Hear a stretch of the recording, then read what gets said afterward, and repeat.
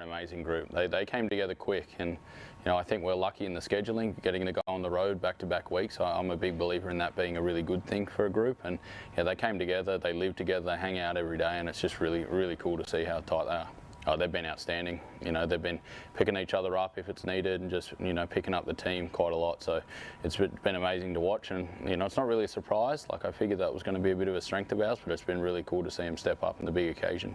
They're a resilient bunch as well. They understand that travel's part of it, and they just strap it on to be ready to go. So we know that once we get there, we're prepared as good as we can, and we're ready to roll.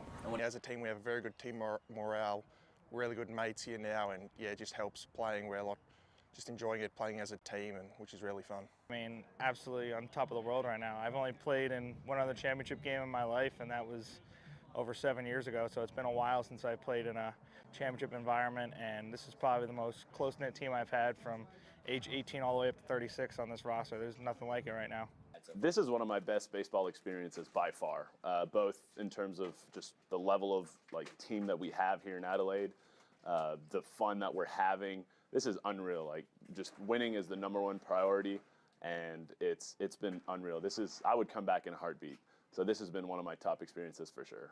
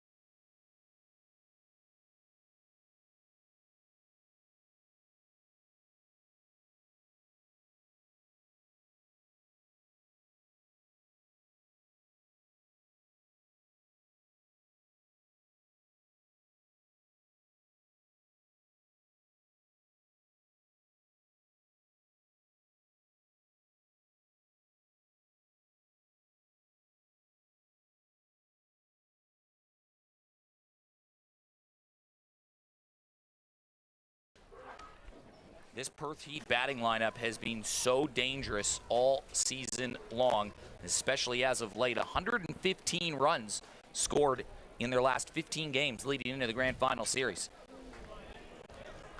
Eric Balnar, Phil Hurden, and Craig Watts on the call right now. Scott Pratt in some special comments until later in the ball game. We thank you all for joining us. There is a nervous anticipation in this crowd already, that early baseball hush. And a swing and a miss, and Dylan Unsworth has come out firing. Yeah, you're seeing Dylan really mixing up his pitches very well, keeping the Perth Heat batters off balance. This is a real solid lineup, you know, 1 through 13, 14 really.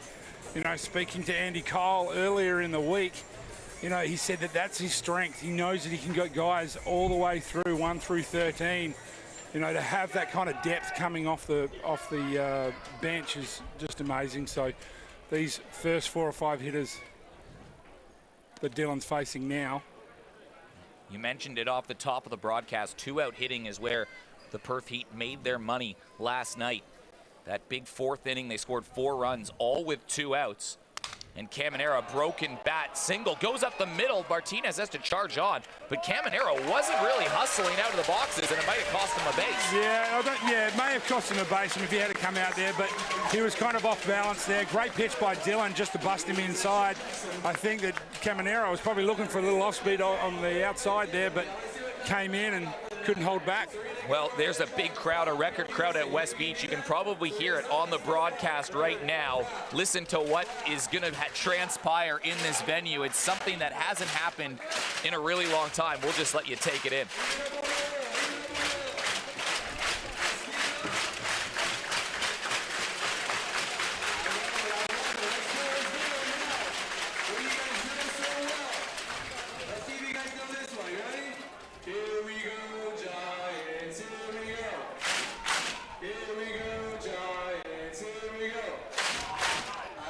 Well, this crowd is absolutely fired up. We hope you've enjoyed seeing those pictures. Here is the lineup for the Perth Heat in the field. And there's 2 World Series winners, one at shortstop, one at right field, in Cosma and Reddick, and they've been such a settling presence on this team. Yeah, they have been, and defense is, as we've talked about, that's been a big part of Perth Heat. And Cosma, what a career he's had, and absolute baseball royalty to have in ABL. And look forward to seeing him make some outstanding plays like he did last night. All the talk is about the Perth Heat batting lineup, but the Giants batting lineup pretty good all season too. They won 12 games in a row. They hit .271 as a team. That's second in the league. And they had the same amount of hits as the Perth Heat last night. Nick Ward, probably the table setter at the top of that lineup. Yeah, he was last night. I mean, that first pitch that he hit to left field, you know, just went on the ball, didn't try and do too much. You know, we've always said with leadoff hitters, the best pitch to hit in a game is the first pitch of the game, and he certainly made the most of it. But the Adelaide Giants will be looking to get a little bit more action with runners on base today. They got runners on base last night. They just couldn't capitalise. Phil, this guy we saw with the Adelaide Giants in a great season he had. He got the Giants to the championship. They didn't end up winning that year. He won one in Melbourne the following year, and a great year for Gunnar Kynes this year. 3 teams over 3 years, 3 ABL Championship Series, a loss with Adelaide, then a 1-game win with Melbourne. Who knows how it's going to turn out tonight. He has been probably one of the best starters across the ABL this season. When on song, he's been unhittable. Nick Ward has been the best leadoff man in the Australian Baseball League. It's kind of hard to dispute that. He led the league in hits. He had a .344 average, second in OPS, and he had 5 home runs to start a game from the leadoff spot. Yeah, I think that's the difference with someone like Nick. He's been able to provide some power options for the Adelaide Giants during the year as well. So, and just a tremendous story for Nick Ward, one of many we've heard from this Australian Baseball League this season. Yep.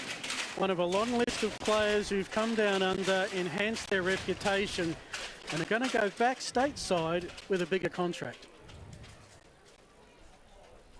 Signed that deal with the Philadelphia Phillies in round 4 or 5 this year, and it was hard to ignore Nick Ward's body of work, not just in the ABL, but in the Frontier League the last couple seasons. Yeah, Washington Wild's thing was enough to get the Giants' attention to bring down. He delivered and then some above expectations.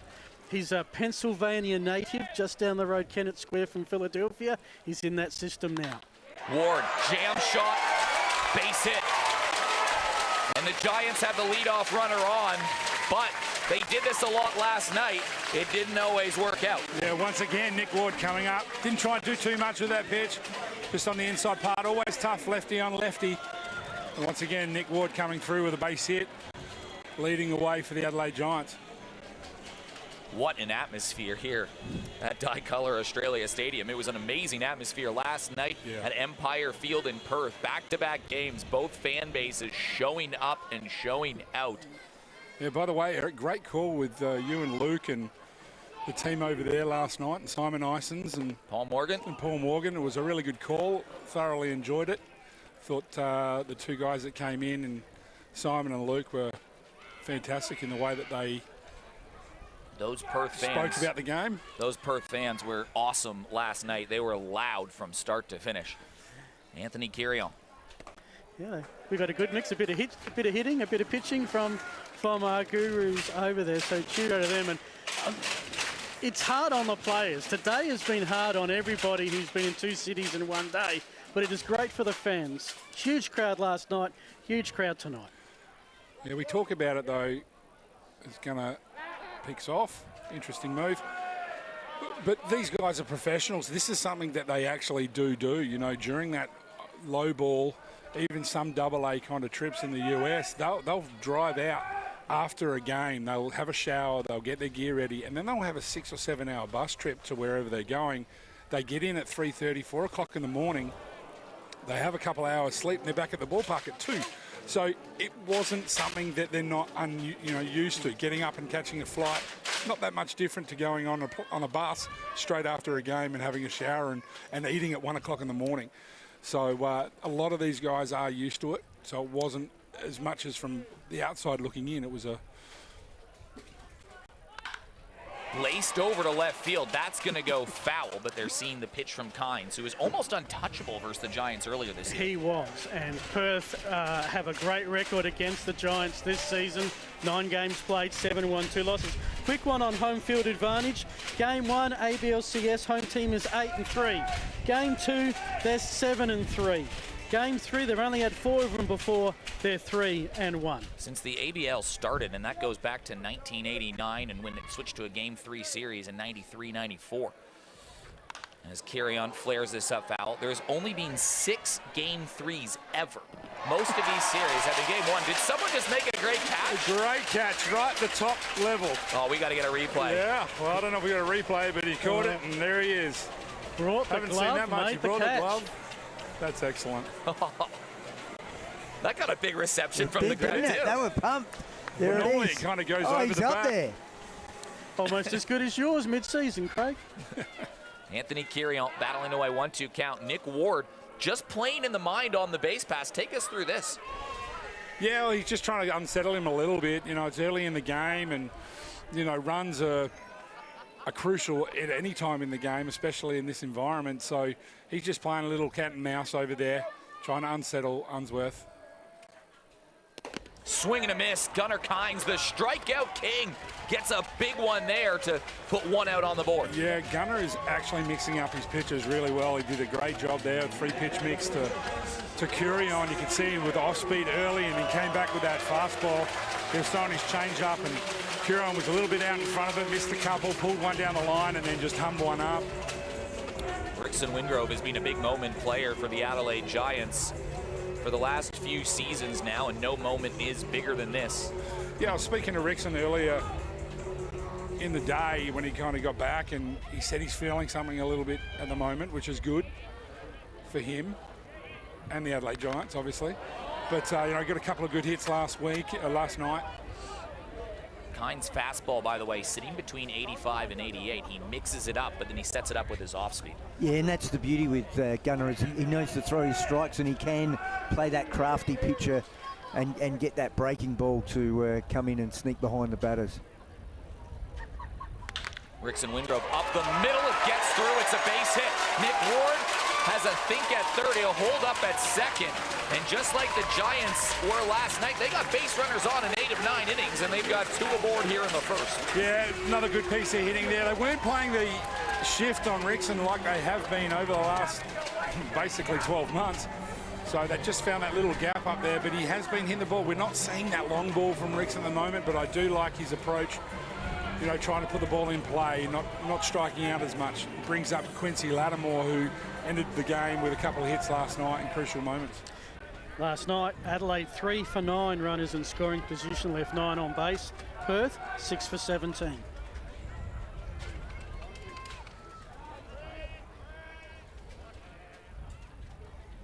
Lattimore, a player with nearly 2,000 games professional experience across the minor leagues, independent leagues, celebrated his 34th birthday last night.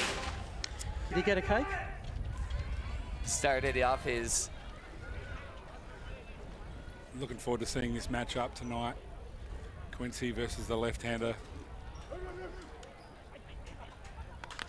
Quincy has a tendency to enjoy that low pitch. You know, seeing it in the off-speed pitch there, so if he can lay off that off-speed pitch low in the zone, he's going to be pretty successful. But I am looking forward to this matchup. Getting runners on last night was not a problem for the Giants. Getting them home was the big issue. Can they make that change early in this game? Lattimore led the club in runs batted in. 0-2 count.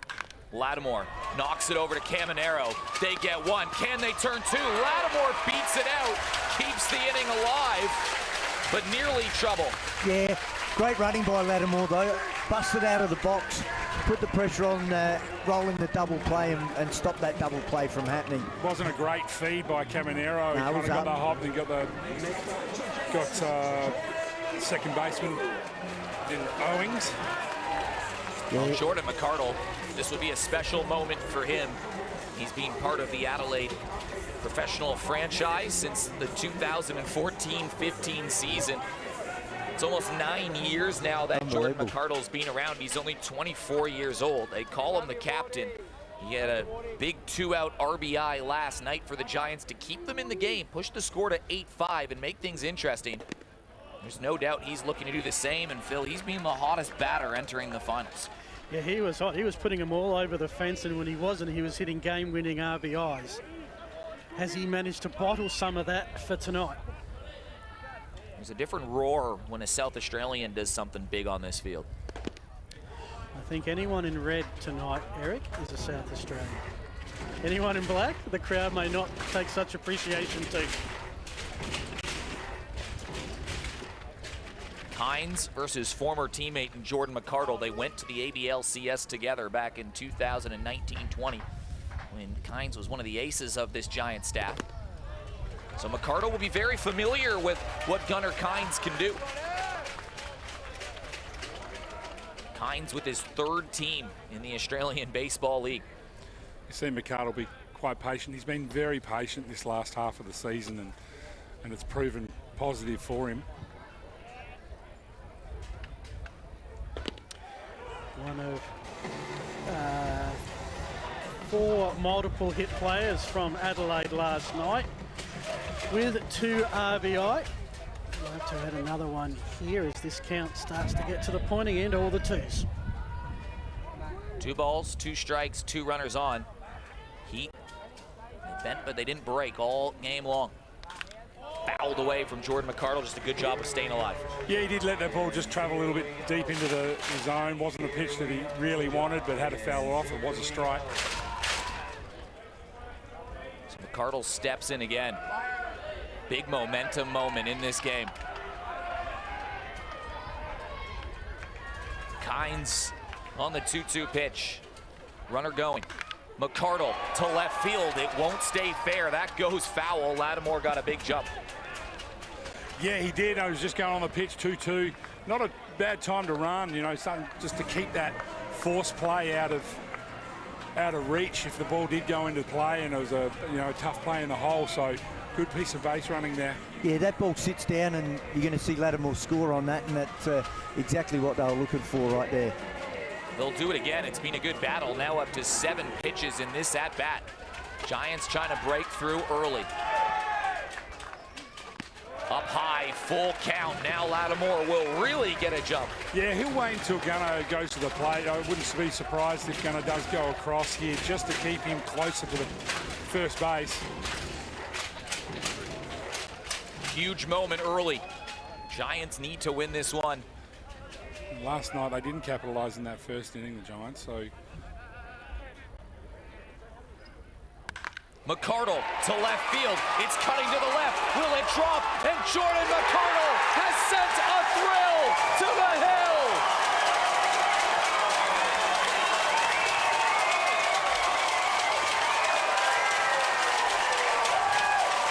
A captain's moment. Jordan McCardle with an iconic moment. Well, he did bottle a bit. He saved a home run for the ABLCS. Launches Adelaide with a 3-run jack, and the roar from the crowd is a magic moment for this ballpark. Yeah, it was great that they could capitalise on them having the runners on. Jordan had a really good at-bat there, saw a lot of pitches, really didn't look, he looked so composed there, so great at-bat by Jordan McCardle.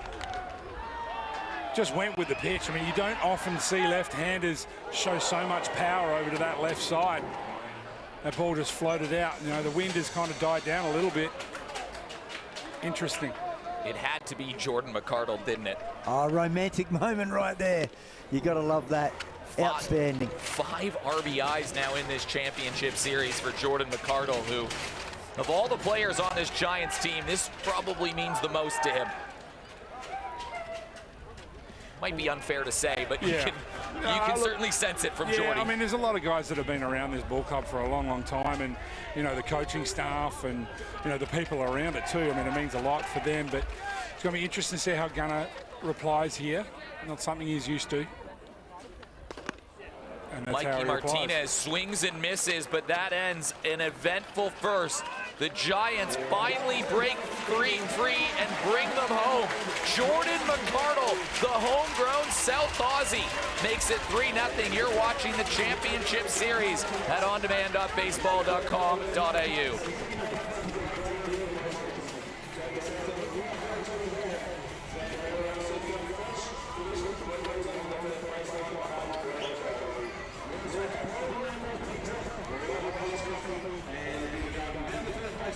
Today definitely is adverse to the way we look at risk. Gallagher really showed me that I was probably not in the best position with the way I was around my broker and the information I was getting fed. I sleep a lot better now knowing that Gallagher's got my back. It was so good. Back at the ballpark, and as you were saying, Craig Watts, just as a baseball fan, if you're romantic about baseball, no matter who you support, that had to be a cool moment to watch. The kid that grew up on this field, he helped move this team over to the ballpark here. That was a big moment for Jordan McCardle. Yeah, it was, and when I was saying it was so good, I was actually talking about your call on the thrill to the hill, which was a great moment there for Jordan McCardle. But now we see the Adelaide Giants take a lead early in this game, and now it's just their time if they want to settle themselves down. They can still score some more runs, but this Perth Heat lineup will not back down, and we're going to expect to see some highlights from some of their hitters as well. That was the 10th home run for Jordan McCardle this season, and it's the first one that Adelaide have hit in the playoffs this season, and the first one hit in their playoff games this season. Auckland didn't hit a home, well, they hit a couple. So Adelaide, at least they've managed to find a way over the fence tonight, and have got that early 3-run lead. But power of the Perth Heat lineup is about to come to the plate. So Eric, last night you were at the game as we start this second inning, and I was interested to hear what Luke Hughes was talking about in regards to, the ballpark, and it's really hard to obviously see on the TV, but Perth has base hit up the middle for Josh Reddick. That's a big response. Yeah, Josh Reddick, great approach. I mean, ultimate professional, World Series winner. Always going to play. They played the shift, a big shift. If they weren't playing the shift, it was a regular ground ball to shortstop. But just going back to the game last night, and interested to hear what Luke said. That ballpark there is, has a lot of home runs hit in it, and he did say he expected to see it. Now, from what I can gather and what was talked about, the actual wind did turn around a little because there was some hard hit balls out to left field and left centre. Balls were getting held up last night, that is for sure. But now the Perth Heat looking to respond to the Adelaide Giants moment. Almost a direct reversal of last night, where the Adelaide Giants fell behind 2-0. It was the Perth Heat that put 2 runs on the board in the first inning, and Adelaide was tenacious all night. They kept it close. Perth now are going to have to do the same thing tonight. Ulrich Bojarski swings at it, and this is a tough part of the lineup. You go World Series winner in Josh Reddick, and you have Ulrich Bojarski and Alex Hall, and these 2 players could be MVP candidates. Last week, Bojarski 8 from 11, 3 home runs, 4 RBI, and those that watched this series in Adelaide in mid-December know how much damage he did. He went for a series cycle.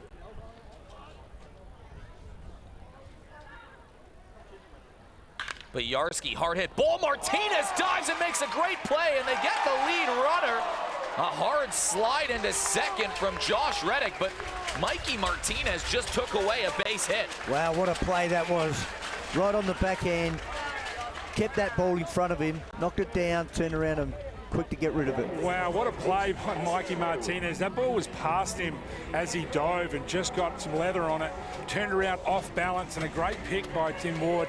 The other thing that we saw there was a little bit of a slide, and not a late slide, a professional slide by Josh Reddick, just making sure that he didn't get up and throw that ball out to get a double play. Hard hit ball by Bojarski. Swing and a miss on Alex Hall, and he has put together a magical season. He won the batting title by hitting .360 this season. He has. It's been a great, and you know, from someone like Alex, you know, catcher who can hit. He's the captain of the under-23 national team, Alex Hall. He's had a big year. Got to turn up and be in the Brewers dugout as an emergency catcher at 2 hours notice for a Brewers game. Captained Australia, and he's trying to get Perth home for a championship here.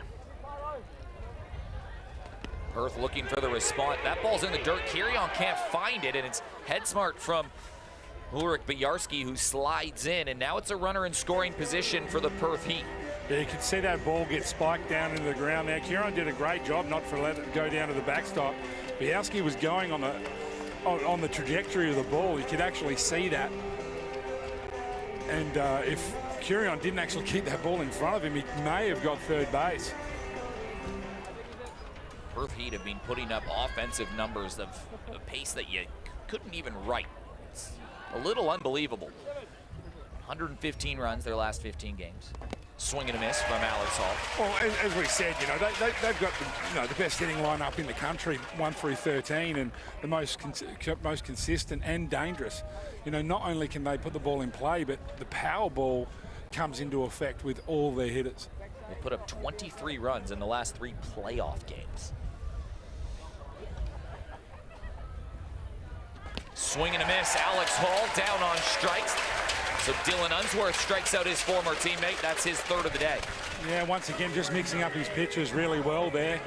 Get in front, and you can afford to do that, and that's what that's what his strength is.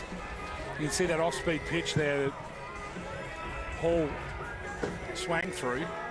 Just mixing it up really, really well, Dylan. As we see another Major League veteran, superstar World Series winner, and Pete Kozma come to the plate. Big night last night. Pete Kozma went 2 for 4. Been really interested to listen to Pete over the last week and a half with the media that him and Josh Reddick have been doing through Perth and seeing on social media. It's been great listening to him, but this actually does mean something to them. You know, putting another opportunity for them to win a championship. It doesn't matter where you play, whether you play in the major leagues or play in the Australian Baseball League or anywhere in the country or in the world. A championship's a championship. And it's all about the players that you're with. He said he was here to win in a great interview on the Channel 10 News over in Perth. He's not here just to play the game. He's trying to deliver another championship, and it's a great winning culture in Western Australia that these Perth Heat have built. Kozma trying to deliver another big 2-out hit. This is where Perth were so good last night. Cosma slashes one to right field. Taking a step back on it is McCardle. Leadoff runner gets on, but Unsworth gets out of it. Keeps it a 3-0 game. Yeah, so that's the difference from what we saw last night, Eric. You know, Adelaide got runners on last night and couldn't convert. Perth Heat, 2 strikeouts, 2 out hitting with runners on. They converted, so just a little bit of a changing of the guard early in this game. As we know, we're only in 1.5, but, you know, good to see, you know, something a little bit different, you know, as ball players and as baseball fans. We want to see these games go to 3 and, you know, see as much baseball as we can. So what do you think the leash is on the pitchers in this game? Well, it's interesting, Eric. We talked about the ERAs before of the two pitchers, and Gunnar Kynes has got a 2.86 ERA, so 3 runs. So in theory, that's pretty much the limit that they're going to score off of Gunnar Kynes if you work on stats, obviously. And for Unsworth, it's 3.50 is his ERA. So I think they'll try and get these guys to go as deep as they can.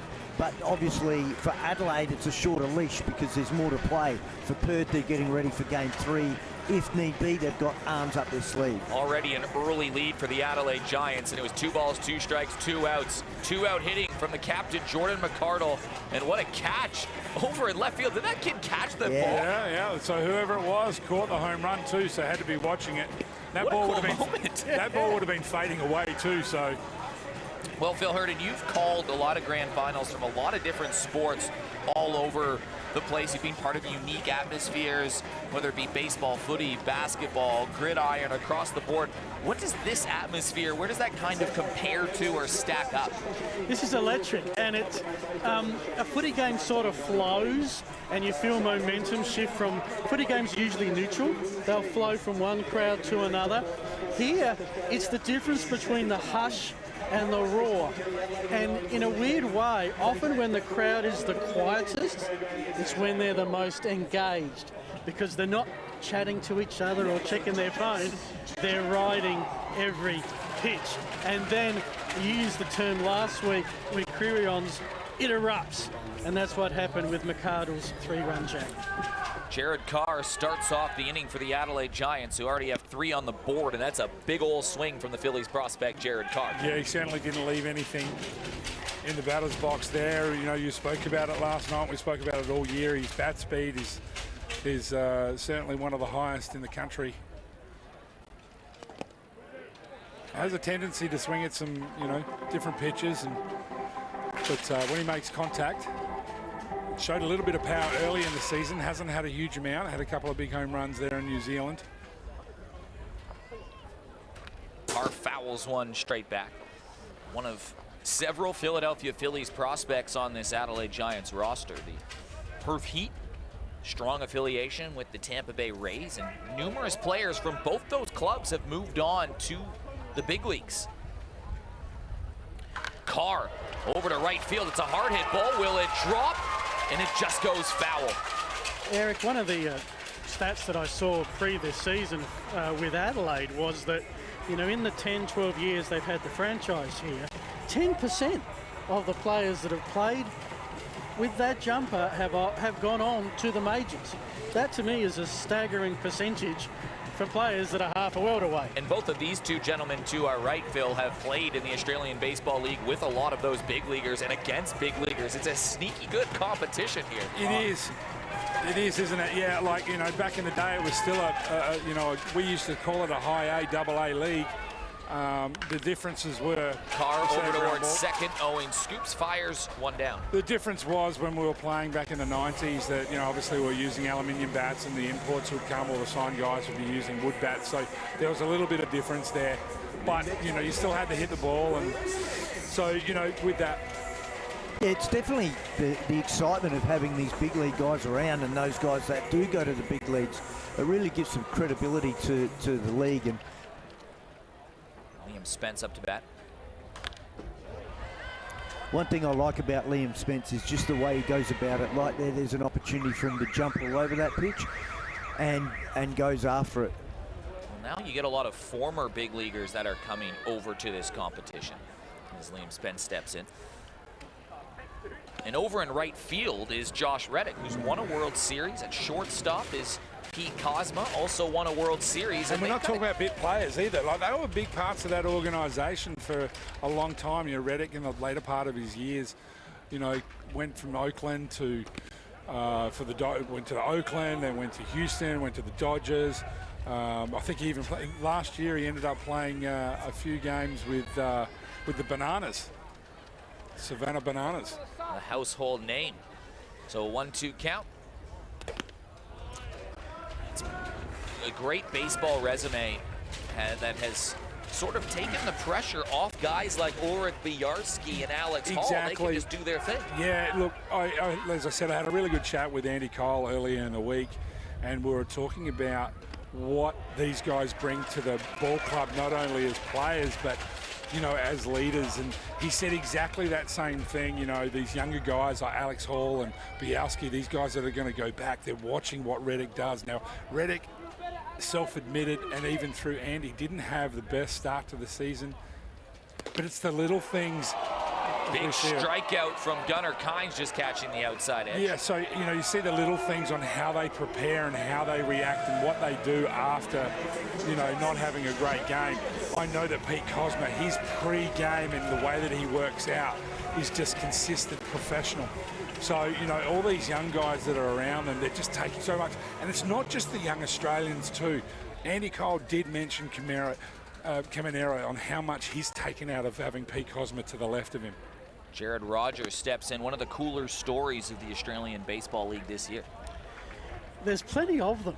And Jared's is unique because he's a veteran from years ago, went back to Victorian ball, does very well there, and had a cameo. And he's going to knock one towards center field. Ranging back is Kennelly all the way to the track. He'll make the play. So it's a 1-2-3 inning, a big settle-down inning from Gunnar Kynes. But the Giants, off the 3-run shot from Jordan McCardle, have an early Game 2 lead. Rogers, that former Melbourne Ace, Victorian State League title, flying out. You're watching the Australian Baseball League at ondemand.baseball.com.au. Trend for today definitely is adverse to, you know, the way we look at risk. Gallagher really showed me that I was probably not in the best position with the way I was around my broker and the information I was getting fed. I sleep a lot better now knowing that Gallagher's got one. It's turning out to be a fairly pleasant night here, not quite the heat, excuse the pun, that they were experiencing in Western Australia last night. It's a bit breezy.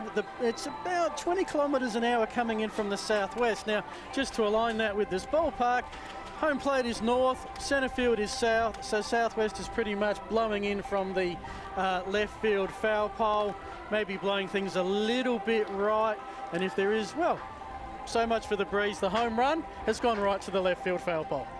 Yeah, it has, and it kind of, you know, goes against everything that's been happening in this ballpark over the last 4 or 5 weeks. Phil, you know, haven't seen too many home runs from right-handers go over the left field fence, you know, throughout the season. I think we've seen 3 or 4, but that's the first one we've seen with a left-hander. You do see that ball when they get a bit of backspin, a bit of power kind of come off. We've seen some foul balls kind of, you know, sneak over the fence a little bit. But it certainly hasn't been a big factor in the games that we've played here over the last 3 or 4 weeks. Dylan Unsworth back on the mound for the Giants. He's got 3 strikeouts so far. He's got a key ground ball. He's allowed just the 1 hit so far. Where are we at with Dylan Unsworth right now, do you think? Oh, look, he's travelling along nicely right now, and what I see with him is he's pounding the zone. Like, no walks at this stage, and he's got 1 hit off him so far, but doing exactly where he is. He'd be right in the groove right now, working beautifully with his changeup. It's a baseball shot right there. Yeah. Jake Bowie has been a breakout player this season. Just to back you up there, Scott, 25 pitches from the first 2 innings, 17 were strikes. We mentioned the high percentage from his outing last week against the Tuatara. Bowie laces a ball deep right field. It's back and it is gone. Jake Bowie with a big time response. and the Perth Heat have made it a 3-1 game. Yeah, a few people were critical of Jake Bowie a couple of weeks ago when he had those 2 or 3 home runs in Brisbane, you know, that there was at Brisbane. But my goodness me, that ball was absolutely smashed. That's probably the hardest hit ball that I've seen here at Adelaide this year. That ball has cleared the fence by nearly 40 feet high and kept going. That was the hardest hit ball you saw at West Beach this year. 110 miles per hour. Wow, and he knew it was going too. We watched this right here, and you just see that. And if you hit it that far, you can stand there and admire it. That ball was monster. And I guess it's one of those things that when you know you're going to get a strike thrown against you from Dylan Unsworth, if you get your pitch up in the zone. Yeah, definitely. And an interesting stat on where they are. Simonite pops this up in the air. Kirion trying to track it. It just gets out for a foul ball. Takes a big hop. Few almost great crowd catches today. Need Botsy down there. Where they're at the moment with their pitching economically, you've got 39 versus 26. So Unsworth very happy where he's sitting right now. Gunnerkine's just a little bit more pitches in the count. Just touching on exactly what Andy Kyle was talking about. Number 8 hitter, you know, hitting that home run and providing power. It's one of Dylan's hard hit ball. Liam Spence gets down and makes the play. It's been one of Dylan's kryptonites over the last couple of weeks, just leaving that ball up. They've scored 3 runs off him in the last 2 weeks between Auckland and Perth, and all being on the long ball. Well, these Perth Heat batters would be very familiar with what Dylan Unsworth brings. He spent 2 seasons with the Perth Heat. They would intimately know him. Back to the top of the lineup, second time through. We'll see what sort of adjustments the Perth Heat make. Generally swinging early in counts is what the adjustments people have made against Dylan Unsworth this season. You know, we talk about TK and his approach and his professionalism, and you know, he's had a lot of accolades in his baseball career, but one thing that has not faltered is his approach and his batting stance. His batting stance is extremely unique. Now, me as a hitting coach, I absolutely love his approach. The way that he, you know, keeps himself inside the ball. He has a different kind of bat angle from where he's in a batting stance, not a batting position, a batting stance. He has that bat kind of going down a little bit lower than you normally see. He has a little twitch, and that's just his trigger. And a big strikeout from Dylan Unsworth, number 4 on the day. As we speak, he didn't pull the trigger on that one there, but you know, he's going to stay with that approach that he's got. There's some players that come to the Australian Baseball League that you just know have a big future. He's one of those where you were moments. Sorry, I'm getting ahead of myself. It's Connor Owens up to bat. We'll talk about Junior Caminero when he goes. Too. He does. But he's got big shoes to fill because his brother Chris, I'm not sure if Perth recruited C. Owens, think it might have been the other one. Brother Chris played 700 major league games across 5 clubs, 10 years. Well, Connor Owens 2 for 4 last night with 2 runs, an RBI, and a walk. A big-time addition right in that 2-hole, a bit of athleticism. Joined the season just a little bit after Christmas. Well, what happened is Perth had a little run of injury. Willie Vasquez got injured. He was replaced by Chase Dawson. We saw him make his debut here. He got injured. And so Connor Owens has come in. You could call him Willie Vasquez the third. Owens fouls one straight back. And, you know, here's his opportunity to maybe stand up. He's playing the Gastonia Honey Eaters, which is familiar. Todd Van Stiesel signed a contract there. That's where he ended up last season in Indie Ball. 2-1 count. Unsworth doesn't work behind counts very often. Fills up that zone. Grounded over to first. That brings up the second strike on Owens. But he does bring Owens championship experience. The Chanticleers of Coastal Carolina, 2016 College World Series Division I champions. Big moment for a native South Carolina player.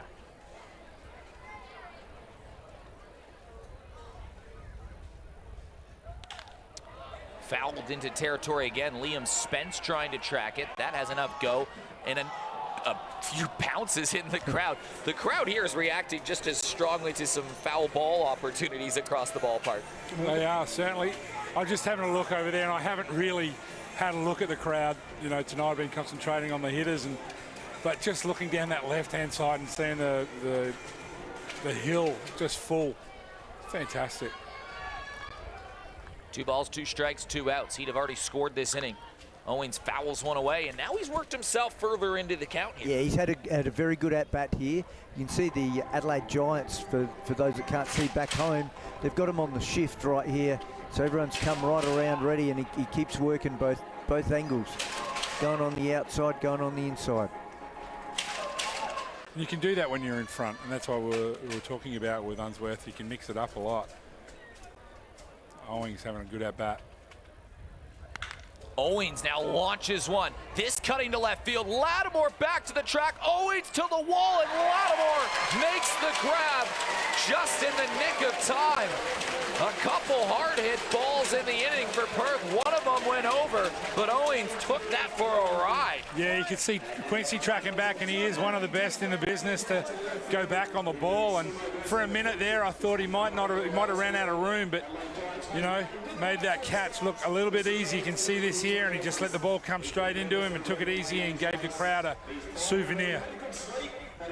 Well, Jordan McArdle had the 3-run shot, a solo shot to Jake Bowie. Those were how those 2 runs were scored off Dylan Unsworth in Game 2 of the semifinal series last week. 2 solo shots, that's how Auckland scored. It was a 2-0 game. But how about the energy at the ballpark right now? You're going to see, I think, a sumo race. There's a guy in a sumo suit trying to hunt these down. I love this about baseball. Yeah, the great thing about it is because there's some downtime, you can add some entertainment, and he's got him. I'm a little bit upset about this because normally he gives him a bit of a lead, and he really didn't get him have a lead. Aussie Pet and Ollie Breach. My boys. Yeah, well, my boys as well. Yeah, and my boys Good boys. for the Seahawks. Well, what happened, I think, Craig, was that for the first time all summer, he got beaten in the semi-final race, so he shortened the head start. Great atmosphere here at the ballpark at Dye-Colour Australia Stadium on beautiful Ghanaland, Adelaide, South Australia. Gunnar Kynes, he's allowed that 3-run shot to Jordan McArdle. It was a big 2-out hit, something that the Giants didn't really have yesterday. Yeah, you know, that's exactly right. You know, scoring runs with runners on base, and that's what they have to do, you know, to keep this series alive, and that's all they're going to go at. You know, Pratty, you mentioned it before, the Giants have got a lot to play for tonight. You know, Perth, you know, they've got that luxury of having that first win, so that doesn't mean anything for them. They're going to come out and try and win the game, but, you know, the Adelaide Giants have got everything to play for tonight. Yeah, that's right, and we can see that they've jumped out, and then we come back again to Nick Ward. And when you've got that 3-1, things start to change a bit as the leading team. You can really press and really make some things happen, and we've seen some free swinging, and we're going to see some more here with Nick Ward. Nick Ward has had a great series so far. He was 3 for 4 last night. He had a walk and a strikeout, and he's 1 for 1 today. And was one of the batters that scored in the first inning. Both pitchers really pounding the zone coming into this inning. Kynes, 39 pitches, 30 strikes. Unsworth, 40 pitches, 30 strikes. No balls and a strike to Nick Ward. Busy March coming up for Nick Ward. He'll go to Philadelphia Phillies spring training, and then he'll leave that to go and play for Great Britain in the World Baseball Classic before heading back to the Phillies minor league system. Big February for Nick Ward, playing in the championship series right now. Pitch on the inside. To back you up, Phil, there has not been one walk yet. Outstanding. I haven't had to think about Scotty in my ear saying free bases, no, don't give away bases. free bases. Hasn't been one yet.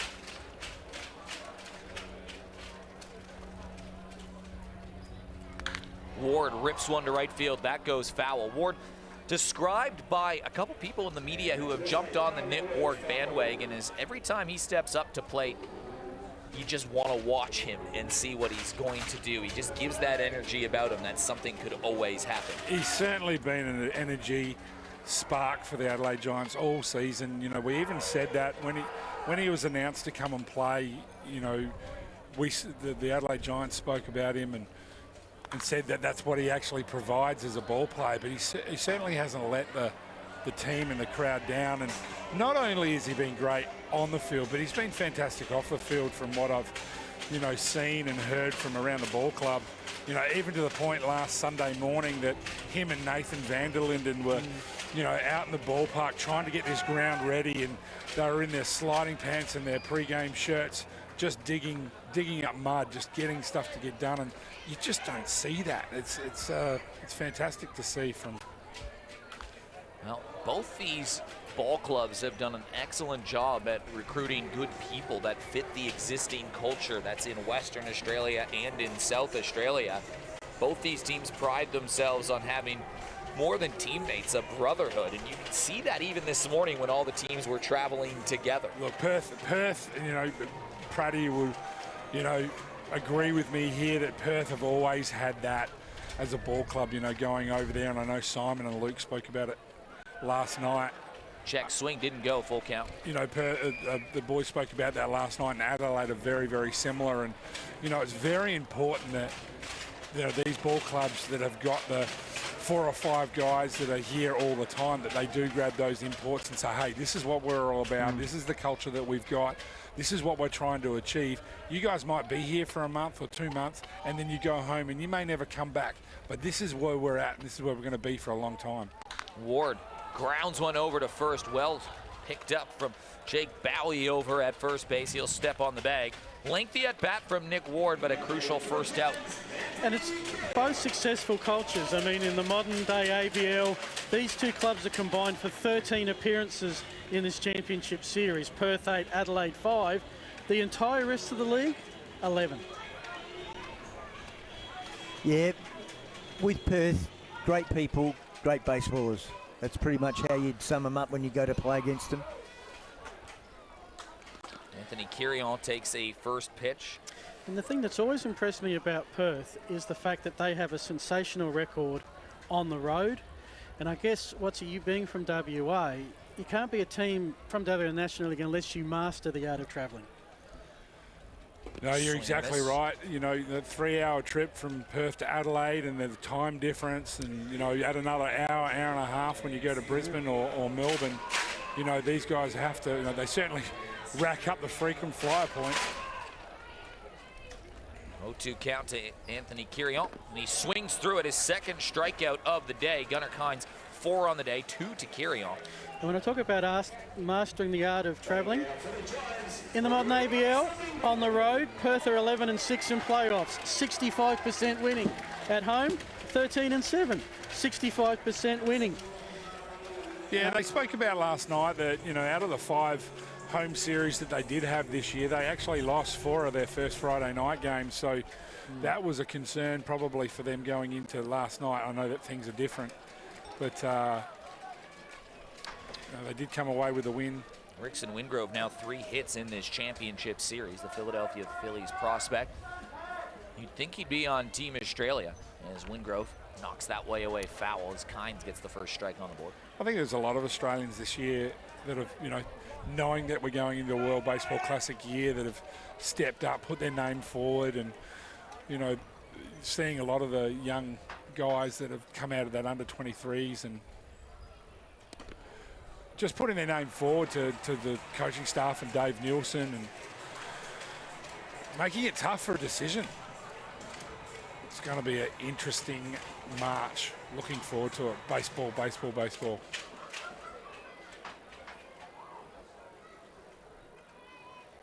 Wingrove versus former teammate.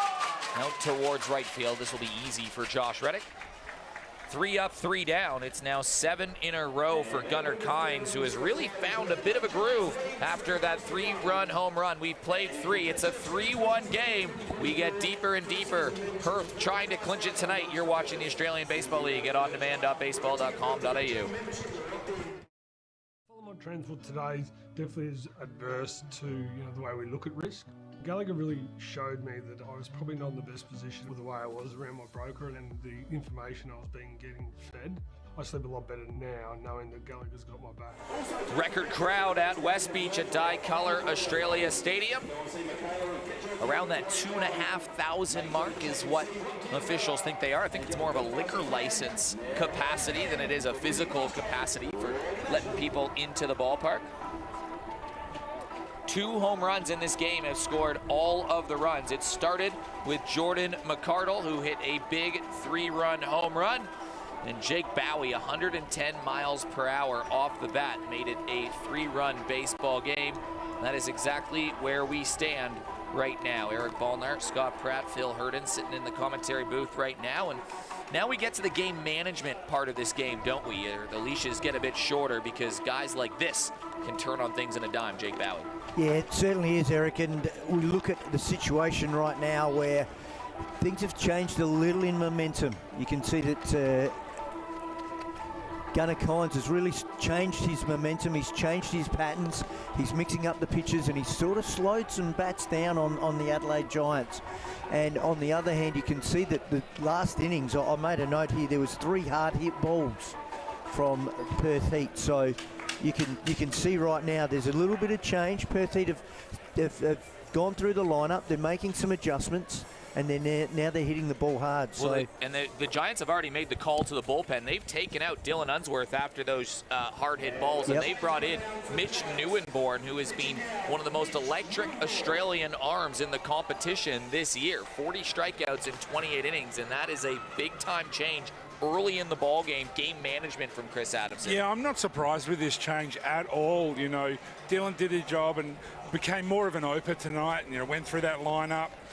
And having someone like Mitch coming in now, who's been, lights out for the Giants over the last couple of weeks, or last season, really, it's going to be, I think it's a really good call from Coach Adamson. Is that just a matter of not wanting to let Unsworth or Perth batters see Unsworth a couple times, knowing he fills up the zone? 100%.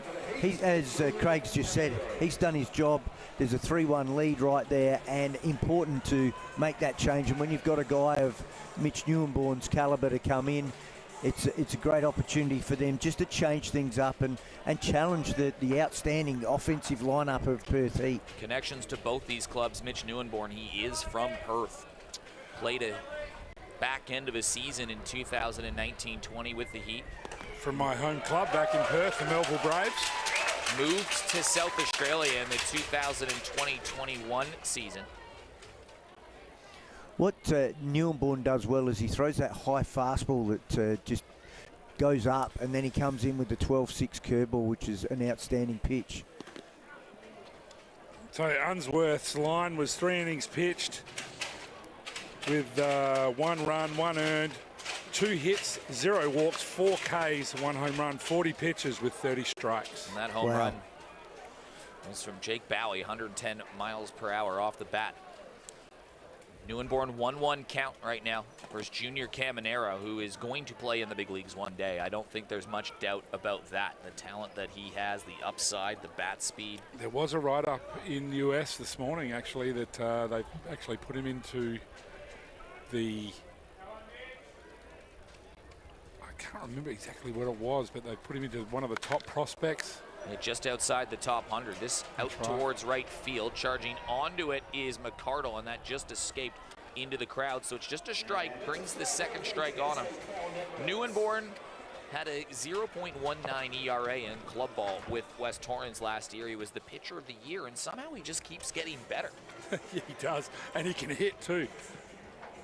But he is getting better, and he knows his role once again, putting his hand up for this Australian team going into the World Baseball Classic, and he's set himself up. He's always been a pretty good starter, but he's now set himself up as that middleman, the setup guy.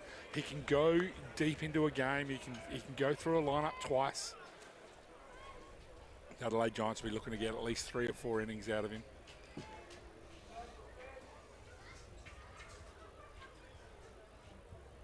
Tough part of the lineup. You have Junior Caminero, a hotshot prospect, Josh Reddick, World Series winner, Ulrich Bojarski, MVP candidate. 3, 4, 5. It's sort of a heart of the order all over the place in Perth, but you can feel the intensity already dial up here in the 4th inning. Grounded over towards third. It's a slow roller. That just goes foul, but now Junior Caminero has worked deep into the count. He certainly has done a great job there as the leadoff hitter, making sure he gets to see some pitches, gives the opportunity for the Perth guys to have an assessment on him. They know exactly what Neuenborn throws, and they'll be ready for it.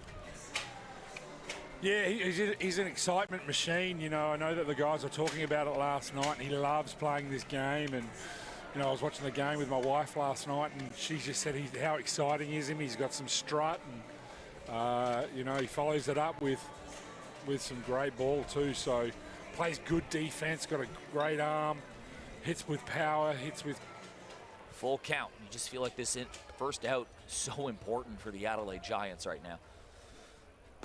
Strikeout, Mitch Neuenborn gets Junior Caminero. Exactly what the Adelaide Giants wanted with Mitch coming in.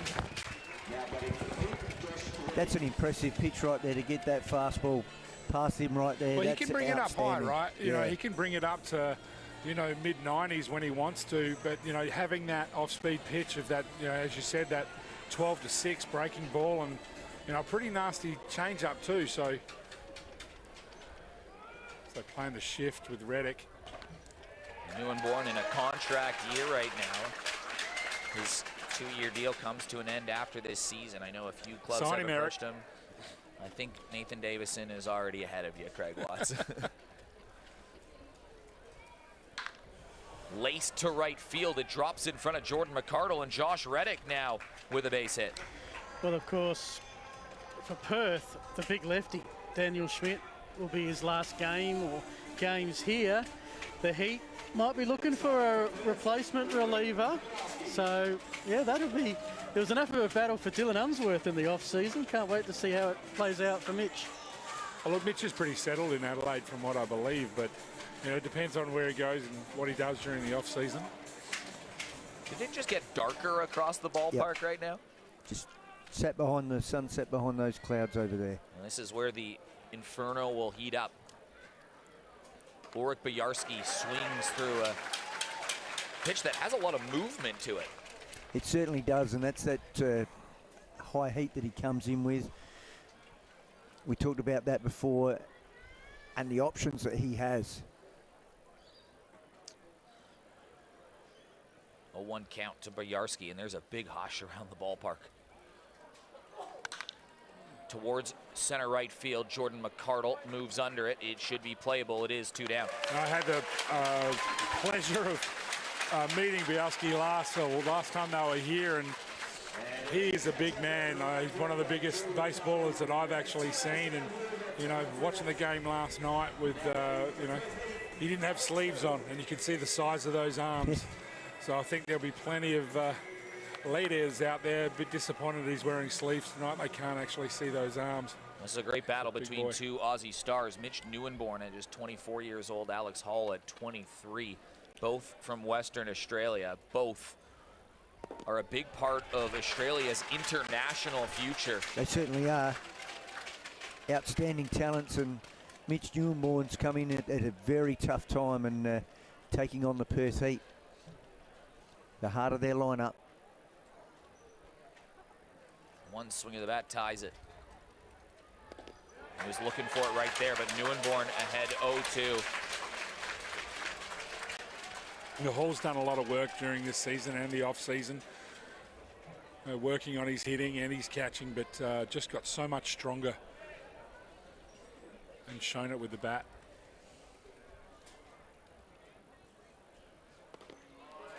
Look for the inside. Neuenborn loved that pitch, though. That pitch is almost unhittable. That's a really hard pitch for a lot of hitters to get hold of.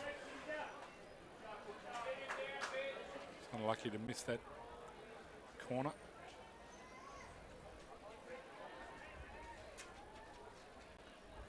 So he's got a fastball with some movement. What's that like to face as a batter? Very challenging, and that all you need to do is have that little bit of movement to go from barrel to handle, and that just shuts down the power of Alex Hall. You know, a lot of guys with this kind of fastball, Eric, they can use it almost as a cutter. You only have to move it, you know, 3 centimetres or 2 centimetres from the time it comes out of his hand and coming across. I know that, you know, as a catcher, if I had a guy that had a pretty good cutter, they just kind of just fade their middle finger across the ball just a little bit, and it's not a slider, it's not a curveball, you know, it's just a little cutter, and they can move it, you know, and it's normally a really good pitch and a strikeout pitch. 2-2 count, 2 outs. Swing and a miss. Mitch Neuenborn gets his second strikeout of the inning. The Heat have some base runners on, but they can't bring any home. And well, this feels almost like last night's game where the home side gets out to an early lead. The away side pressures a little bit. You know there's going to be another Perth Heat moment in this game. It's going to be intriguing the rest of the way. Yeah, it certainly is, Eric, and this is where the bullpens start to come into play right now, where you know that you've got arms to back you up, and there's plenty of arms on both teams, and it's going to be a real challenge. Oh no, this strategic now I'm just coaching. looking at this on-field game that the Giants have rolled out right now, and this cannot end well. Can it a wheelbarrow race with people from one of the drinking sections here? Is it a wheelbarrow, or are they going to be doing some push-ups? Let's take it home, fellas. Who do we got here? Scott Pratt, you're so apt at naming these people. I'll go with the white top. So white top falling a little bit behind, but gray sweater gets there first. Now it's the crunch leg of this battle. Now, red jersey is going a bit too slow, I think. This is good form from gray top. Just keep it going, but it's red jersey at first. He almost stumbles. He's still with it. A baseball's fallen out of his pocket. Jumping jacks. We got green guy and gray top going head to head. It's neck and neck. Green guy coming across, but coming home strong. And it might have been taken by gray guy. It was a close one, but thrills at the ballpark. Is there anything you can't call? With energy. Are those some gridiron guys, the Chiefs out there? Should have put some helmets on them. Look at this. Is this a photo finish? Who do we got? Green guy. Green guy got through. Green guy got through. He was paying $285 and off he goes. But I just want to talk about Gunnar, you know, and what he's been able to do the last two innings. You know, obviously had a struggle inning that first one and gave up a couple of hits and that home run to Jordan McArdle. But what he's been able to do the last two innings since then has been really, really good for the Perth Heat. Feels like Jordan Fowler's road start last night. He got touched up early, allowed a couple runs, but then he retired 11 of 12. But it was the fourth inning that the Perth Heat had that decisive 4 runs. Now, if this game's a true mirror, what will happen here? Yeah, exactly. So he's retired the last 7 hitters and retired them with soft contact, and also, you know, a couple of strikeouts in there as well. So, you know, he's trying to find his form. And once again, that's just the class of Gunnar Kynes. ABL strikeout leader, Gunnar Kynes. Don't see any movement in the Perth Heat bullpen right now. The bullpen not the same strength to the Perth Heat. They have some high leverage guys, but the Giants, they feel like they've got a guy that can be thrown in every situation. They know that too. They know that, Eric. You know, chatting with them. Oh, Lattimore, left field, deep, back, wall, gone. Quincy Lattimore looked a little bit ordinary early last night. Came back with a couple of hits, but that one was smoked. Just a nice swing. Didn't try and do too much with it. Saw the pitch up, bang, Quincy Lattimore. And the crowd is on their feet at West Beach. Quincy Lattimore has made a career out of doing exactly that.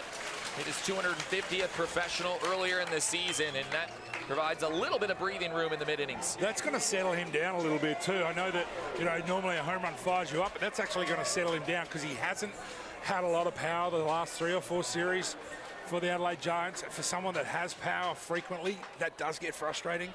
So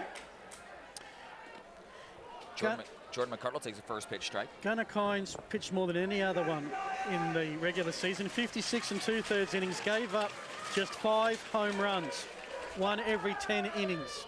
Well, Perth starters went deeper than any other team in the Australian Baseball League, 8 more innings than anyone else. He's given up 2 in 4. And that, like I said, I was just about to say that before Quincy hit that home run, but they know that their starting pitcher is key for them.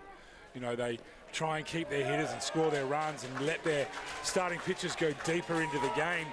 And they've got a good bullpen, but they haven't got a lights-out bullpen, so they try and see how long they can get through and then score runs, and that's been their game plan. Jordan McArdle had an epic moment in the first inning. A 3-run home run, battled off a few pitches, finally got his, and it's been a hot few weeks for Jordan McArdle. What's interesting about the Perth bullpen, last week against Brisbane, trailing, losing the first game, they emptied it by the end of the second match. McArdle, right field, back, and this is gone. 2 at-bats, 2 home runs for the South Australian.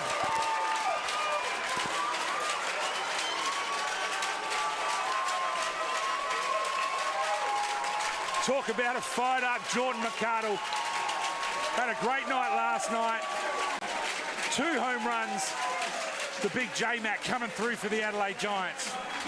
That ball was hit hard, Scotty Pratt. Oh, he certainly saw an opportunity to drive that one, just left up a little and lift and separate, as they say. And unfortunately for Gunnar Kynes, just leaving that up, and Jordan McArdle hot after that first home run and opened the shoulders and lifted and separated. His swing looks pure right now.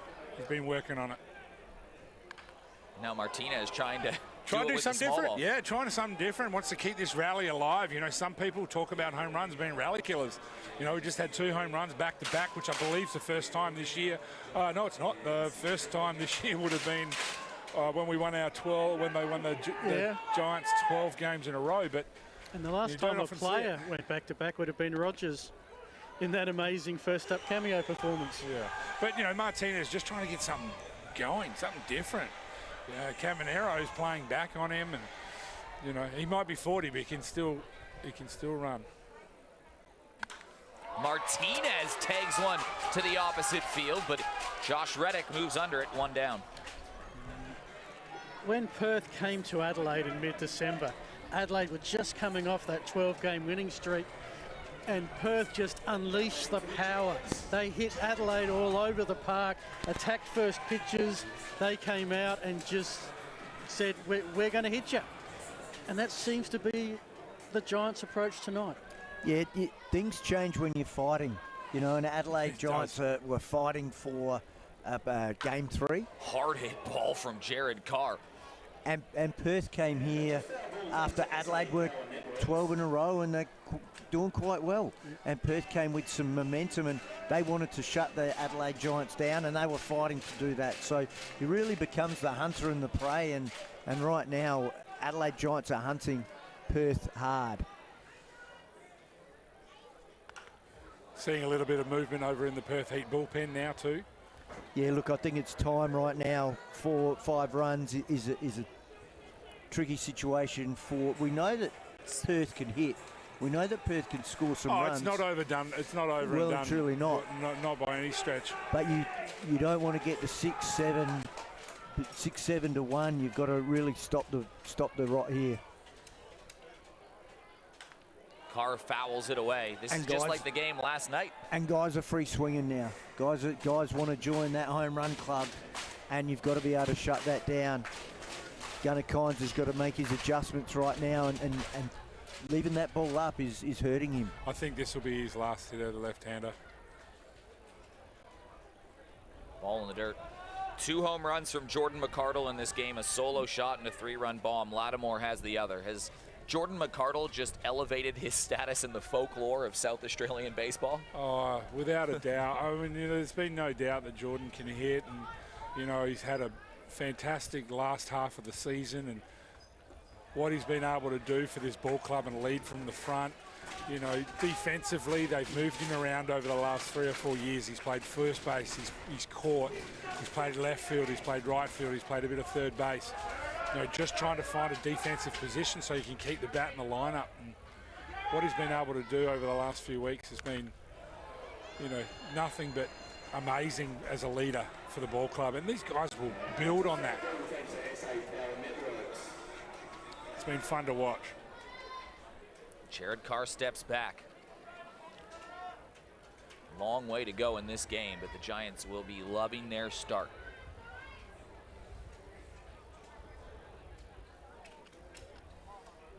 Carr over to left field, moving back to the wall, all the way back to the hill, and leaping up, and it's gone.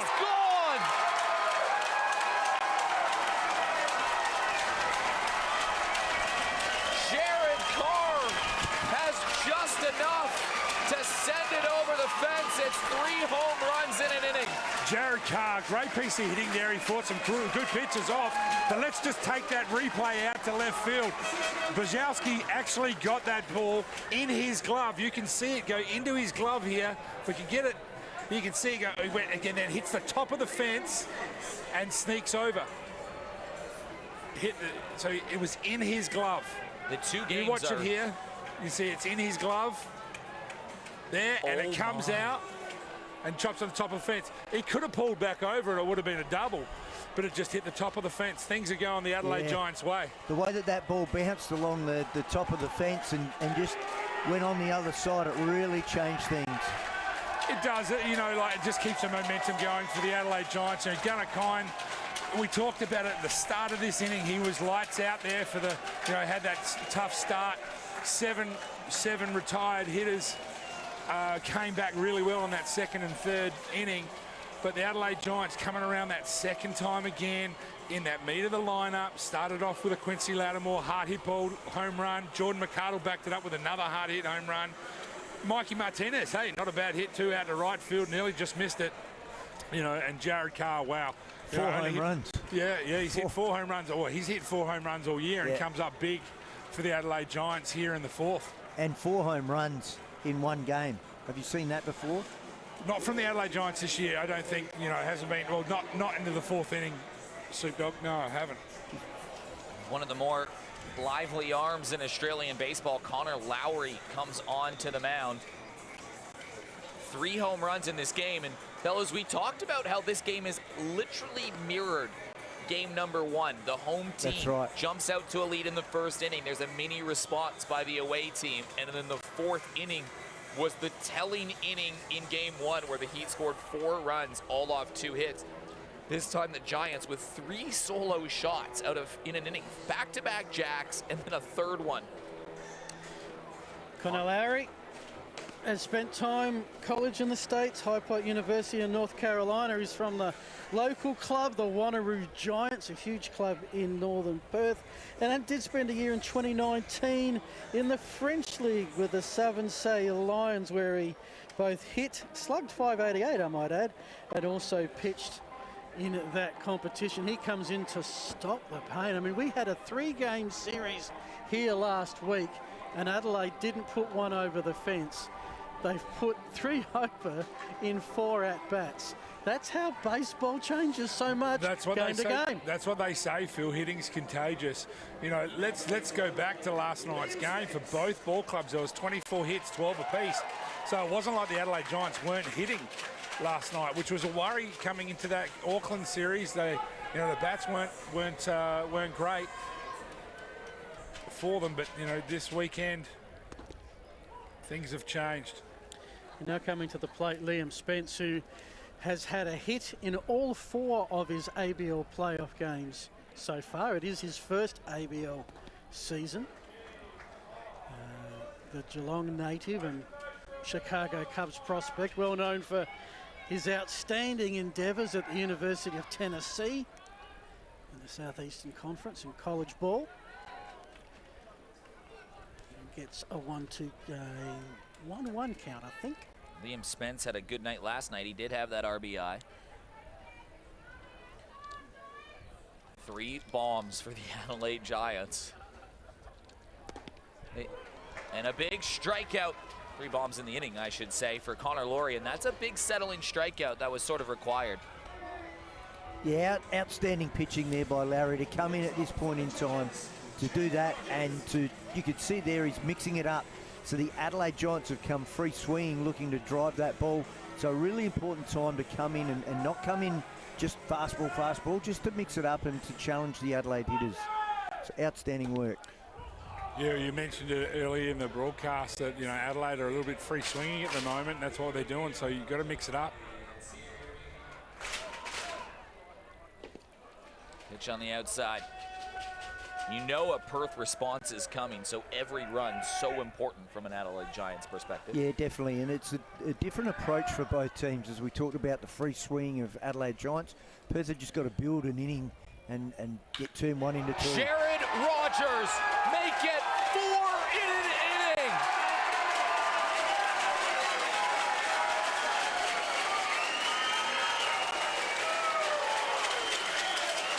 Incredible stuff from the Adelaide Giants. It's a 4-run fourth, all solo shots. Jared Rogers has been the local recruit of the year for the Adelaide Giants. That's his 4th home run for the season, and it couldn't have been a more important one for him as it hits the left field foul pole. And as we know, when it hits that, it's a home run. Well, the last time Perth and Adelaide met in an ABLCS, it was at Norwood Oval, and one of the most famous things there was a back-to-back-to-back home run. The Giants in this inning have matched that, and with that shot, just bettered it. Jared Rogers just been outstanding for Chris Adamson and his ball club this year. What an addition. You know, came over here to be a defensive catcher, Eric, to come in here, a fill-in, and has provided a spark that, you know, the Adelaide Giants just weren't expecting. And now Nick Ward takes one for a ride. The crowd got a bit overexcited, but I think the crowd will settle for 4 home runs in an inning. And the Adelaide Giants have stormed out to a 7-1 lead in game number 2. You're watching the Australian Baseball League Championship Series at ondemand.baseball.com.au. My trend for today definitely is adverse to the way we look at risk. Gallagher really showed me that I was probably not in the best position with the way I was around my broker and the information I was getting fed. I sleep a lot better now knowing that Gallagher's got my back. Incredible scenes if you've been watching this at Dicolour Australia Stadium. The Giants have 4 home runs in an inning, all solo shots. Lattimore, McCardle, Carr, and Spence. Giants had another homer earlier in the game, a 3-run shot from Jordan McCardle. Rogers, sorry, not Spence, had the home run. Incredible inning from anyone's perspective.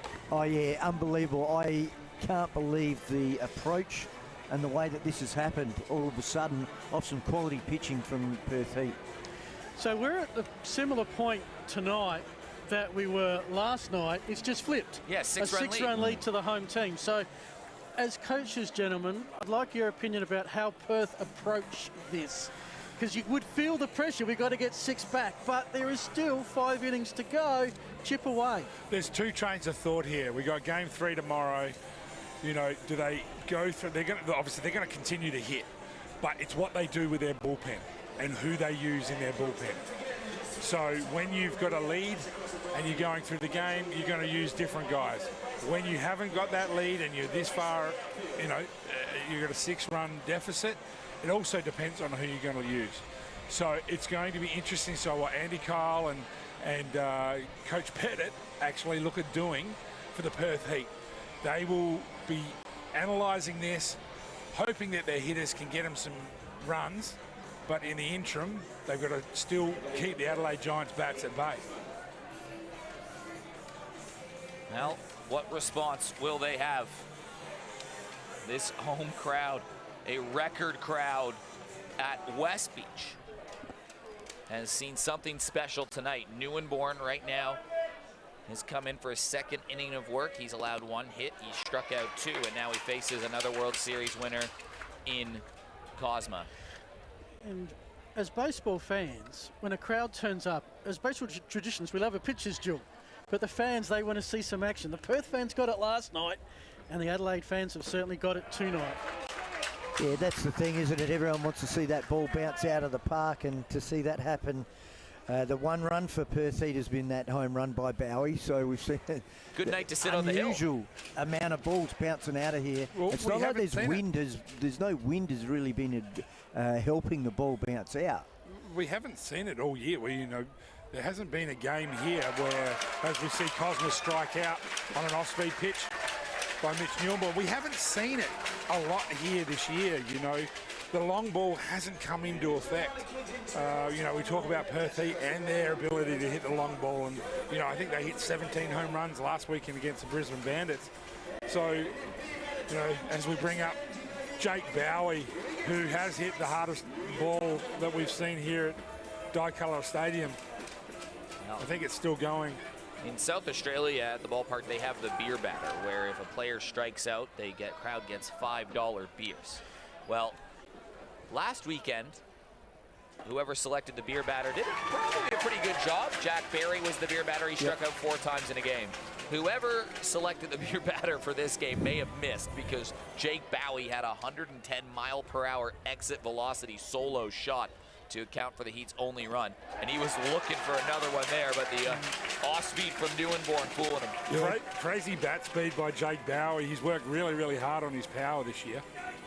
Great pitch there by Nieuwenborn. Just taking that change up right there, dropping it out of the zone. Bowie set for fastball. Fouled away. Nieuwenborn almost had another victim. And that's where Nieuwenborn's so hard to pick up, because his fastball, the 4-seam that rises, and then you've got the change-up that drops off, and then you've got the breaking ball, the 12-6. And as we talked about, the cutter as well. So he really is deceptive.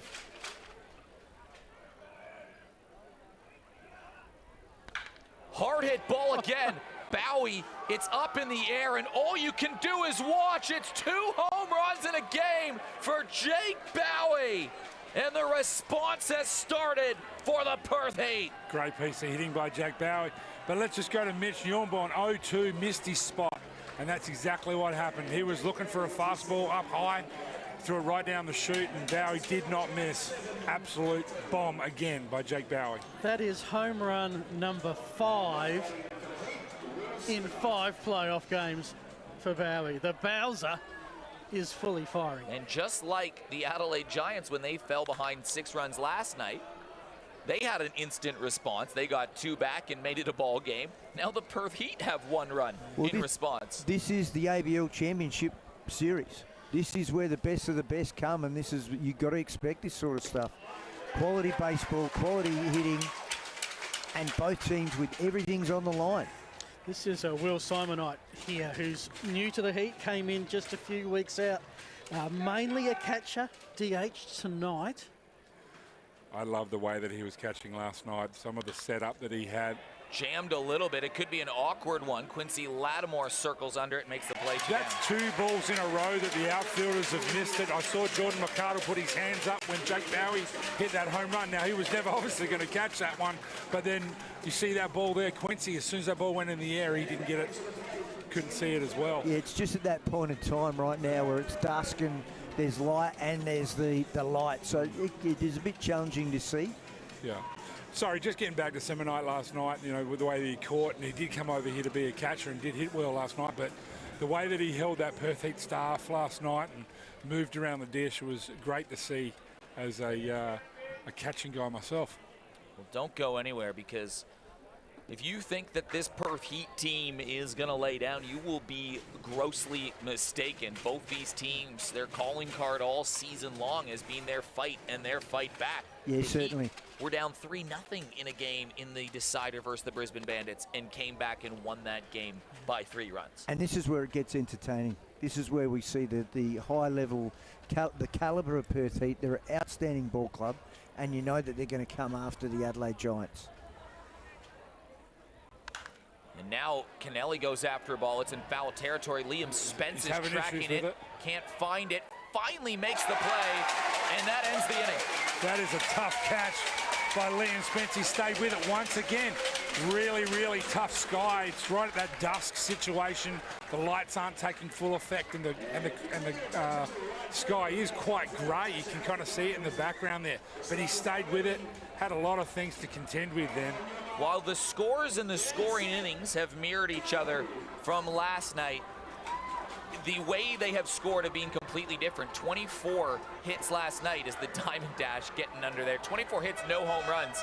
Tonight, all the scores have been off the long ball as the kids get a chance to dash across the diamond here at Dye-Color Australia Stadium. Well, same as last night. It warms the cockles of your heart to see kids out here having a great night, because, you know, as fans, as players, they are the future of this sport of baseball. I know you two really get a kick out of your junior coaching and the management of that, because it's you putting something back, but putting something for the future as well. Yeah, definitely. And this is the future. It's great to get the kids out on the field, and a lot of the feedback is how great it is to be so accessible, to be on the field after the game, to sign autographs with players, and the just the access the players have for the fans is just outstanding, and kids love that.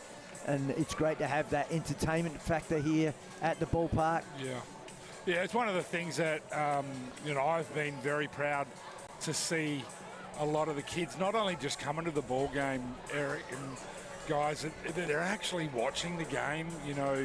I've got a couple of young guys that have just started this year, and they've come to almost every game, and they sit there and watch it. And I see so many kids in uniform tonight too, and it's great to see. Well, South Australian baseball fans will be hoping it goes to a Game 3, not just because their hometown team would be playing in it, but the Giants have made it free for under 16 baseball players to come to a potential Game 3. Great sort of a sense idea. they know how much it means to the baseball community, just this opportunity, and certainly want especially the younger generation to see it. I think that's a cool thing. Well, what it certainly has shown is ABL baseball is alive and kicking, and The last it's great two nights, to see. just look at that. Yeah, certainly. That Perth crowd was rocking last night. Adelaide has responded with a rocking crowd of their own. And Perth have done well all season. They've had a real good crowd, real good following all year. They do it very well over there, the way they run their baseball. Oh, it's a great stadium too. Yep. They've done a lot of work to it. They've put in more seats, and I know that there was a lot of people that didn't get seats last night, and you could see it all the way down. They were 7 or 8 deep, and there was a lot of people standing and watching the game because they didn't have the luxury of the hill. On a 37-degree night, no home runs were hit, and on a cold night at West Beach, the ball is flying out of the park. Unbelievable. I don't think the weather's really affected. I mean, No. we thought it was going to be cold, but it's certainly, I think, because the wind isn't here, and the wind's kind of... Yeah, well, that's right, Craig, and that's the wind hasn't had any factor. Normally that is where it does have some factor here. You see the ball, we know that it blows out regularly, but the ball's not blowing out, it's just bouncing out. Connor Lowry back on the mound. He came in that 4th inning after the Giants tagged Gunnar Kynes for 3 bombs in it. And now Anthony Carey on lines, one to center, diving on is Tim Kennelly. What a catch by the Team Australia captain. Takes a leadoff base runner away. Not having the best night in his books with the bat, but what a great play coming in there, potentially saving a double or even a triple with Curion's wheels. If he had to come in there and it bounces over his head, but just traps it perfectly. Great catch by TK. What he did so well is you could see straight away he busted out of the blocks. No hesitation, and then he knows if he has to, he'll pull back up. But great catch just at that lead-off hitter to get that lead-off out. Rickson Wingrove looking to join the home run party. It's his bread and butter, and he loves hitting one. He's looking for one. He is, and that's the difference. But, Rickson's got to take that approach and say, hey, they're going to come. And you speak about that to your hitters, and you talk the home runs will come. You hit the ball hard and they'll come. You don't need to over try and do it unless you're Jake Bowie. Wingrove to opposite field, moving back to the wall is Boyarsky. He takes a sideways turn and makes the play. Wingrove almost got it, but nice outfield work from Ulrich Boyarsky. Yeah, played that beautifully, understanding that the left-hander hitting that ball, it's going to slice away from him. The wind having a factor there, and just tracking it nicely, just going across his body there, reading it well, knowing where the home run fence is. Great catch there. The Giants ripped off all those signs on the left field fence so more people could slide down the hill. I think that was probably a good decision based on how this game's gone. They might need to look at ripping off some more if it goes to a Game 3, Eric. Need a bigger hill. Lattimore fouls one away, and Lowry quickly behind, or ahead 0-2 rather. There's now been 35 hits in this series, and we're in the middle of the 5th of game number 2. I was just thinking, it's possible. I mean, Boyarsky's a professional player, but in Australia, there's no other spot where you actually have a crowd sitting behind you in left field. There's not a lot of swing and a miss. Lowry, a great pitch. That ends the inning. The guys are having trouble seeing. They spoke about it last week on game I think 2, where they were really struggling. Both hitters from both ball clubs are really struggling on seeing the ball. The backstop with that grey sky, Scotty. So that game 3 last week, where there wasn't a lot of hits, they were talking about it and not being able to see the ball.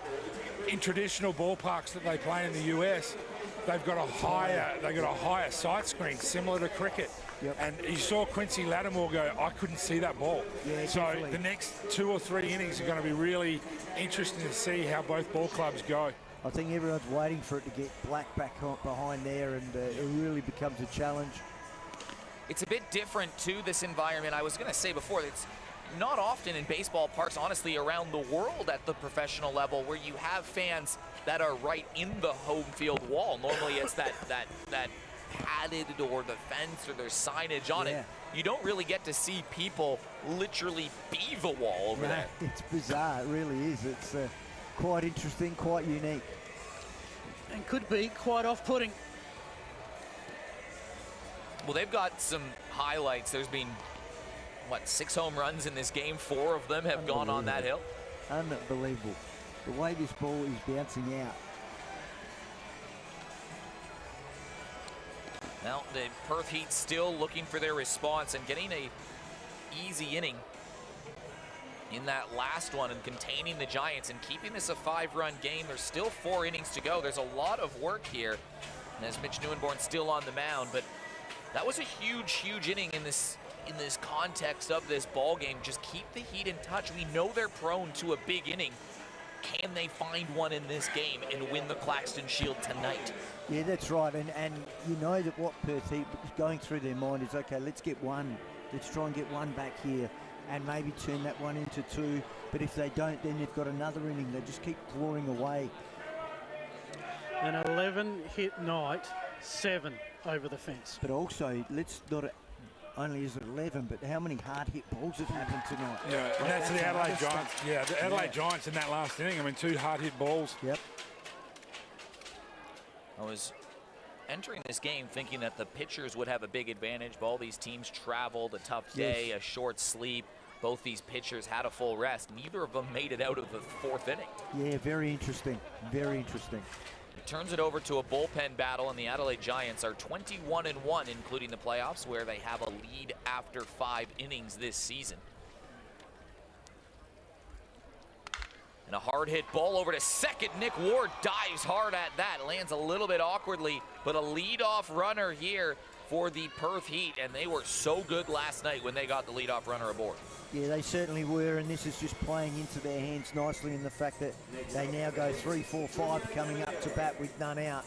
Gives them the opportunity to drive in some runs. Generally how their big innings have started, and Junior Caminero, one swing of the bat can put a whole lot of tension in this ballpark and get it to a 3-run game. Perth just have to win every inning here on out, and they're right back in it. 1 inning at a time, 1 pitch at a time, the approach, much like the Giants last night. Giants hung around, they had some moments, but Perth added some crucial insurance that just took away some of the pressure off the bullpen, and Adelaide's offense is gonna have to keep that going. And what's really interesting here is the way that Mitch Neuenborn's going about it. With no fear, he's taking them on, and that's the sort of player that he is. Neuenborn versus Caminero, the exciting Rays prospect. You're just joining us, what a game this has been so far. Jordan McCarto with a 3-run home run in the 1st inning. The Giants had 4 home runs in the 4th inning. And 2 solo shots from Jake Bowie. This crowd's been engaged and on their feet most of the game. Neuenborn, a relief pitcher, now working into his 3rd inning. Swing and a miss. He gets Caminero down.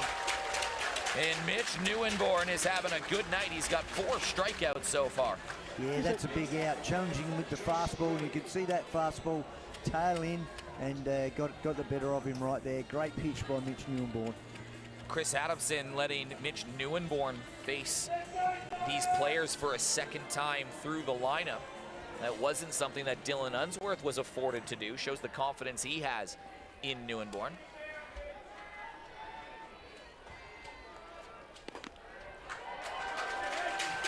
Just pounding the zone there. He is, and that's something that, you know, you spoke about earlier with Unsworth too, you know, with these Perth Heat hitters, especially someone like Reddick, you know, if they know that they're pounding the zone, then they're going to be aggressive.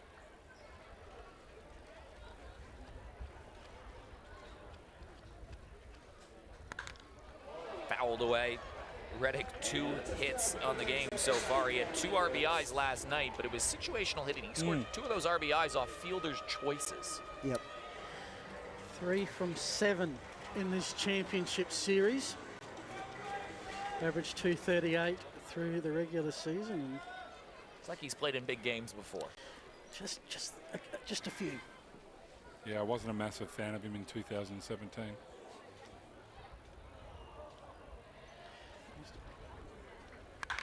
Reddick to right field. This is hard hit, and it's going to get held up at that last second.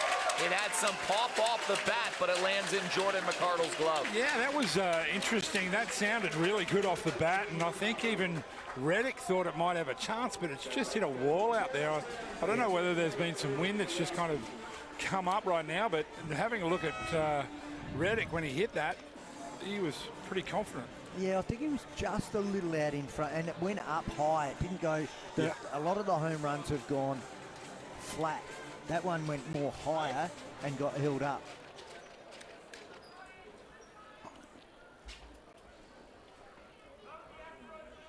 Ulrich Bojarski goes after an early pitch. They sort of lost it again in the sky, but Jared Carr's got it. He makes the play, and Mitch Neuenborn has now pitched 3 innings.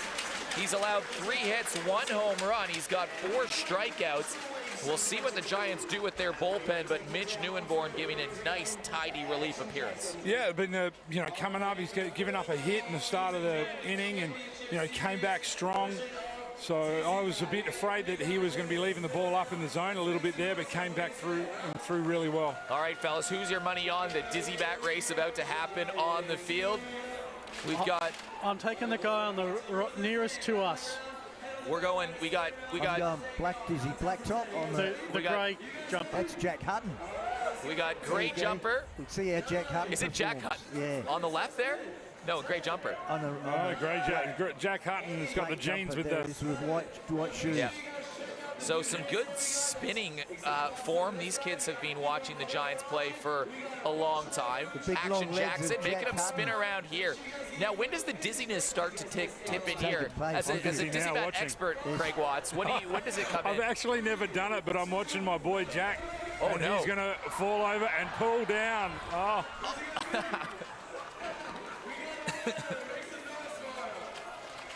Always a hit at the ballpark. Protest flag raised very soon, I think. Yeah, that one's going to be talked about for a while from this camp I'll here. tell you what I'm going to be talking about is Jack Hutton's jeans. Look at him, he's been playing footy. He's got a good footballer right there. Good baseballer, too. Yeah, well, he hasn't played this year. He's looking to get into the draft. That was almost Steve Bradbury-esque. The guy across the line first just avoided all the carnage and sailed on in. Well, we have an official attendance number. It is a West Beach record. We expected that. 2540. Oh! Wow. Well done.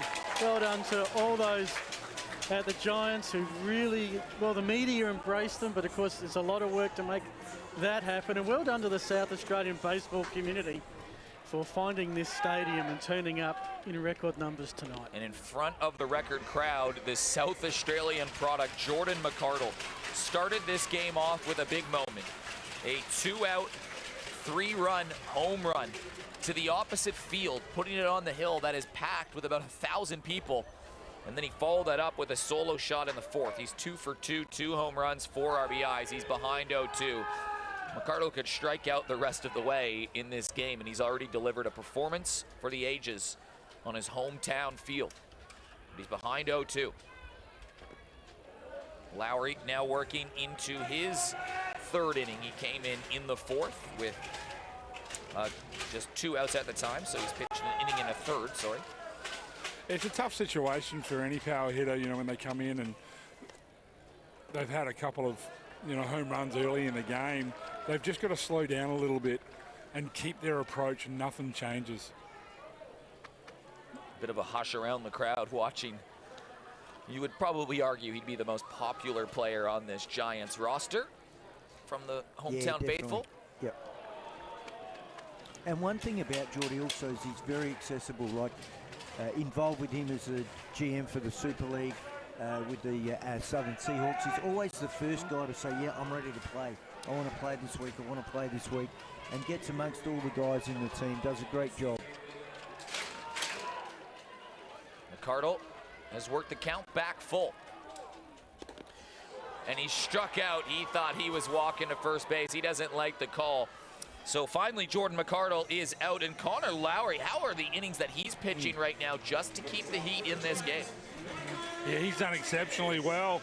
He's faced 7 batters, and struck out 3 of them. Only gave up that 1 home run to Jared Rogers. It's the change of location. He's coming inside. He's breaking balls, working a treat. He's just taken the steam out of the Adelaide Giants. You know, the other thing that, you know, I've spoken about regularly this year is, you know, when pitchers are not pounding the zone, you know, it's harder for a hitter because they don't know that it's coming down all the time. They're a little bit more hesitant. You know, someone like Gunnar Kynes, who was pounding the zone, even Dylan Unsworth pounding the zone a little bit. When you don't know where it's going as a hitter, you're just a little bit more standoffish on when you're going to swing. We have not seen a free base yet. We've had a walkless, errorless baseball game, but we have a 3-0 count here. And we have 9 runs scored. Yeah.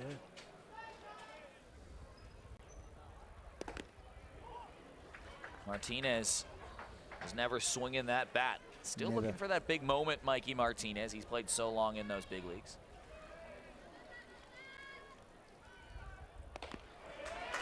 There it is. And that's your change of approach. Okay, we've got a pitcher who's not pounding the zone as much. Let's be patient. Let's get the free base if it presents itself.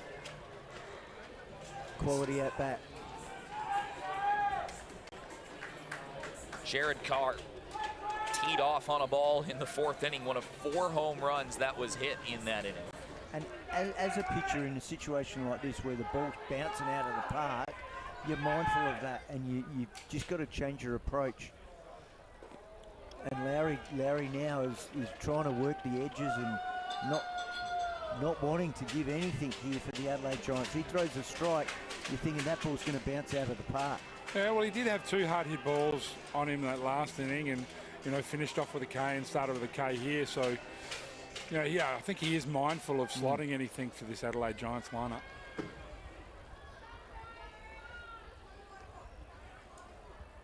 Carr rips one. It's going well foul, but he turned on that in a hurry. Oh, wow. People park their cars in that spot. I'm glad I couldn't get close to it tonight. They had to open up an extra lot at this stadium to fit all of the people. 2,500 people in the ballpark. That means that there's been 6,000 people over the last 2 nights that have come and watched the Australian Baseball League Championship Series. They're getting too philosophical this early. When you think about where things were at last year, and there was nothing, some exhibition games, sure, but no league, and the season before that was the craziest year ever. To have a competition back and firing, and this to finish with is just fantastic. And it's 2 teams that have a tremendous amount of respect for each other, and 2 teams that are completely tenacious in their approach. The Adelaide Giants and Chris Adamson know this game is a long way from being over. Perth always seem to have a big inning. It always feels like a matter of when, not if, with this Heat side. And one of the feelings that we're kind of getting, and it's been on social media, that, you know, this crowd here tonight is kind of signs of the old times at Norwood Oval. Everyone involved, and, you know, obviously there's been some fantastic hitting tonight and something to cheer about, but, you know, everyone's intently watching. There's not too many people, not too much movement. I did get a chance to see the past players list that would be in attendance tonight, and people have responded. There's been 55 past players, and that doesn't include you 2 that are at the game tonight. You can call it 57 if you want to include yourselves in that. That's just a tremendous showing of past players. You can include Nathan Davison. And that doesn't include Nathan Davison or Andrew Scott, there you who are doing the field, or Michael Dunn, or Chris Adamson, or Scott Gladstone on the coaching staff. So if you include all the people that have an active role, still coming to the ballpark on the game day tonight. You're over 60 past players that have come to take in this. Well, and that's a credit to the Adelaide Giants organisation with their past players day that they had. We saw that heritage round and the number of players that came from the Claxton Shield, the Adelaide Giants and the Adelaide Bite eras. And there is a real good, strong feel, community feel for the There's club. another one that's not on that list, Shane Bennett, a former big leaguer. Bennett this field is named after him. He's got a box, so he didn't even get included on that pass So we've list. got the Bennett field and the Bennett box. There we go. But, you know, you talk about that and the feeling that you have around the ball club, but Perth Heat have always had they set the standard. They do. Them and Brisbane have always set the standard about past players. And, you know, I know Brisbane Bandits have got a fantastic Claxton Shield club up there, and they have a big night, and Perth Heat have a lot of functions with their past players. And, you know, there's one next weekend. It's not an official Perth Heat function, but, you know, Team Spencer versus Greg Jelks Foundation in a charity game next weekend, which is going to be, you know, huge for Western Australian baseball. How's the catch? Oh, who else? And who else is it but Shane the Bennett. man we just talked about, Shane Bennett, the big leaguer on his own field. He always had an loves it. immaculate sense of timing. That was incredible. What a classic. His ears must have been burning. He doesn't like the limelight either, does he, Shane? Liam Spence with 2 runners on. Giants looking for another run. But the Perth Heat really have set that standard, and that's why they get such big crowds out in Perth. The baseball community so involved and so proud of that. There was a Perth lot of Heat past team. players there last night too, and So many baseball players at the field last night. It was a great environment to be a part of. And Perth have been doing that since day one. they have. They've been Always very been the inclusive. leader in The that. Giants very much playing catch-up in that regards, but it's great to see clubs starting to do that across the league. Liam Spence sets in, swing and a miss, a big strikeout from Connor Lowry. That is a big strikeout right there, and let's not underestimate that. With 1 out, runners at first and second, and the Adelaide Giants are coming full bore for Lowry to come through, and Spence has been a hitter that's had some form before this game, and And then to we strike him out. see Shane Bennett take that catch. Oh yeah, he's happy with it too. Oh yeah, just give it to one of the kids in the crowd. I think he actually ended up giving it to one of the dads of one of the players. Well, we've had a strikeout, a walk, and a strikeout. Jared Rogers had one of those home runs in the 4th inning, 1 of 4 for the Giants, and he's going to nub one up the middle. That will fall. They're getting the wave around. Martinez hustling home. He scores the run. The ball slips away, and now the Giants are scampering for another run, and Boulder Rogers does it again.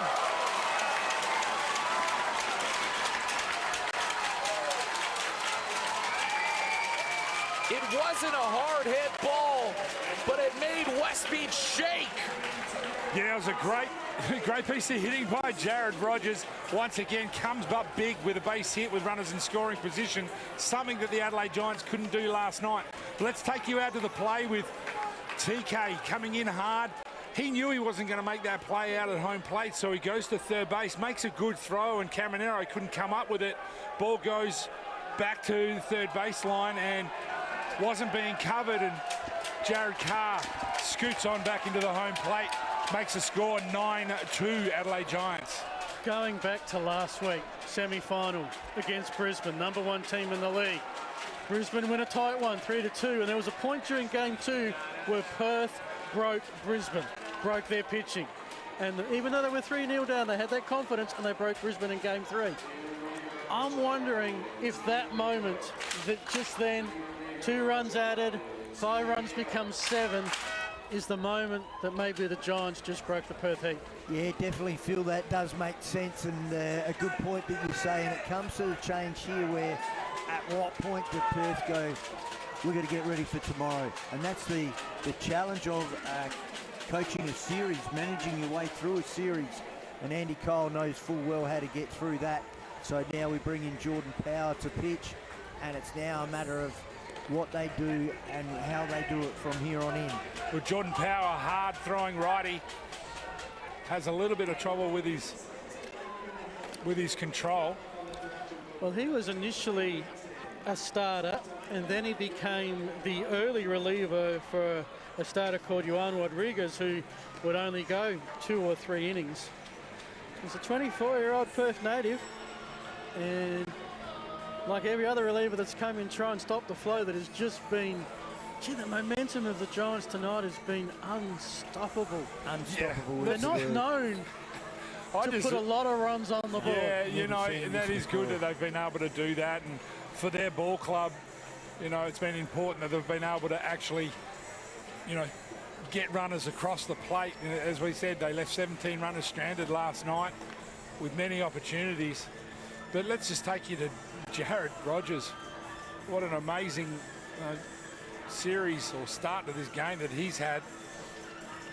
Yeah, sitting 2 for 3. He'd be very happy with the turnaround for him and the opportunity for him. And didn't get the start last night, obviously, with the lefty. Yep. The lefty starting. The matchup wasn't right. You know, the matchup wasn't right. January, you know, still swung the bat okay and swung the bat really well last week.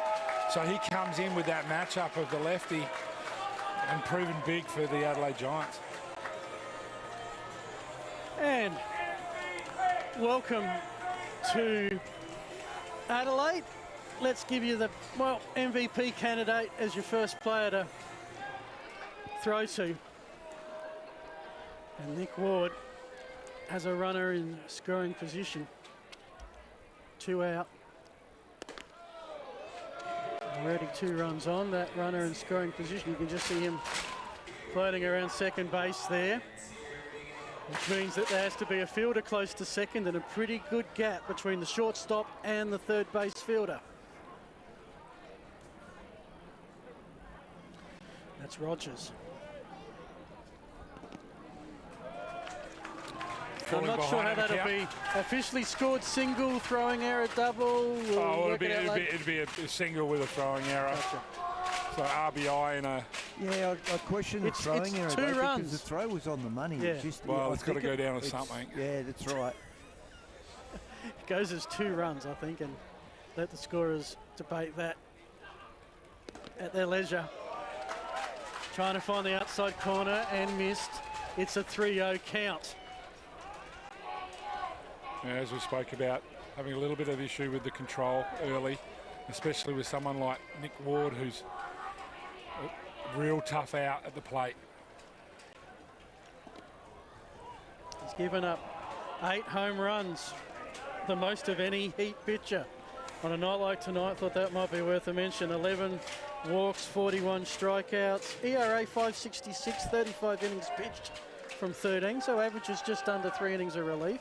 As I said, he was almost a second starter a lot of times this year. But when he throws that hard, a lot of the time it's just a matter of connecting and that ball's going to bounce out of there. You see Nick Ward having a 3-1 count and certainly didn't leave anything to the imagination with that swing on what he wanted to do. Did go to college. Jordan Power, the University of Toledo Rockets in the MAC, where he was a 2-time All-MAC academic, or academic All-MAC. But this is the baseball hit to second, and that is the much-needed 3rd out for the Perth Heat to stop Rogers from scooting around. So Power comes in, gets the out, but Adelaide have added 2. It's a 9-2 ball game. My trend for today definitely is adverse to the way we look at risk. Gallagher really showed me that I was probably not in the best position with the way I was around my broker and the information I was getting fed. I sleep a lot better now knowing that Gallagher's got my back. Welcome back. The last vestiges of sunshine about to disappear. The ground here, Dicolour Australia Stadium, aka Bennett Field in suburban West Beach, where about a 10-minute drive from the city, 5-minute drive from the airport, which the Heat would have found very useful today to rock up and pretty much come straight to this ballpark. Well, we do live in Adelaide and it is a 15-minute drive from most places. So, but it's a really pleasant night out here. Big crowd, over 2,000, nearly 2,600 baseball fans.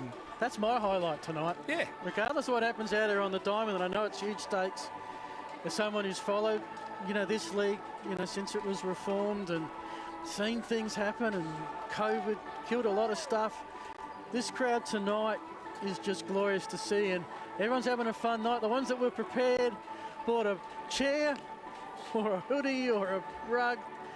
And that's our volunteer crew, by the way. You can't miss them. As we see a pitching change for the Adelaide Giants. And who we got here? I think we've got Ross coming on. So, and it was interesting that the Giants would usually go starter Neuenborn Ross in game 1.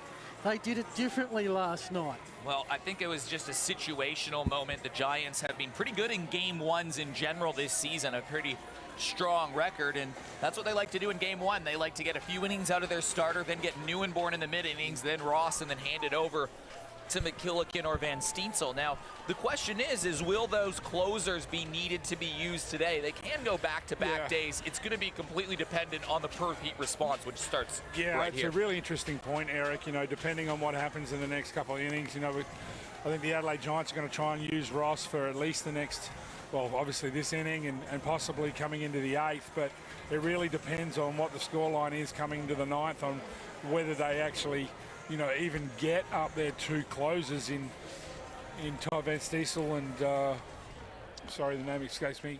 McKillican. Sorry, yes. So before they actually get McKillican up, so you know, even getting them up might be something that the coaching staff don't even do for the Adelaide Giants. Now a ball hit over towards Nick Ward. He'll make the play, 1 down. Yeah, nice start there by Ross. You know, first pitch. What's been interesting, you know, the 2 players that have been the meat of the order, leading so many categories for the Heat this year, Boyarsky and Hall, they're 0 from 6 tonight.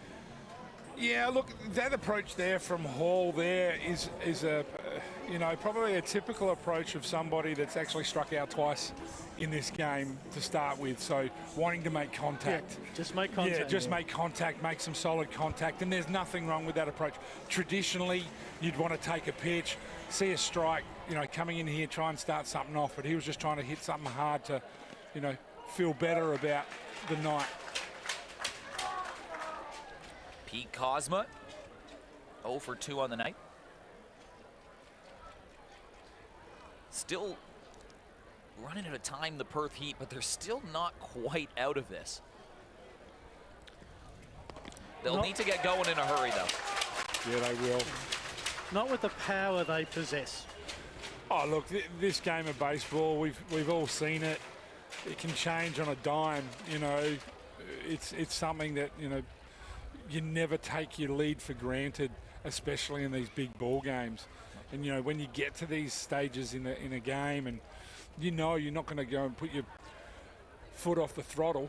Well, this game is going to end in one of 2 ways right now. And we'll talk about that in just a second as Kozma gets ready.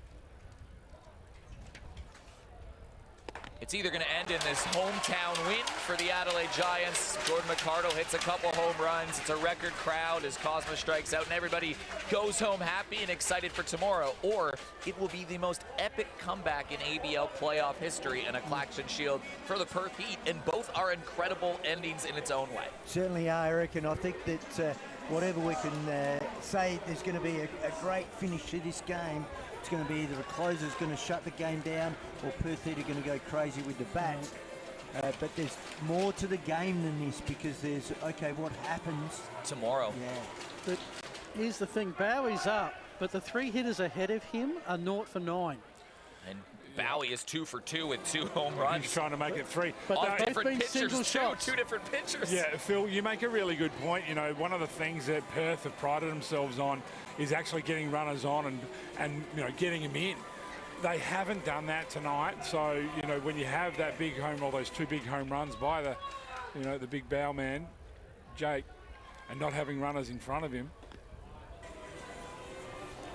But again, as we talked about, this works beautifully in the Adelaide Giants' hands in the fact that they can keep pitches up their sleeve. Perth Heat have got to make that call of who do they roll out and at what point do they stop rolling their key guys out and get ready for game 3 tomorrow. I'll tell you what, they've got quite the mullet competition going now. Boyarsky's got a good one. Bowie's growing it out the back, and wait till you see Simonite. Hope they're not sponsored by Avava. They wouldn't get much business. 1-2 count to Bowie, looking for his 3rd home run in the game. It's been the long ball. That's been the story. playing the massive shift on him too. You see the third baseman Spence playing kind of shortstop. But when you play this, you know, this kind of shift, you've got to pitch to the shift. That's right. You know, so it's not like he's trying to throw anything on the outside part of the plate. So what he's actually doing is he's working to the strength of Jake Bowie, which is in that inside pitch and his quick bat.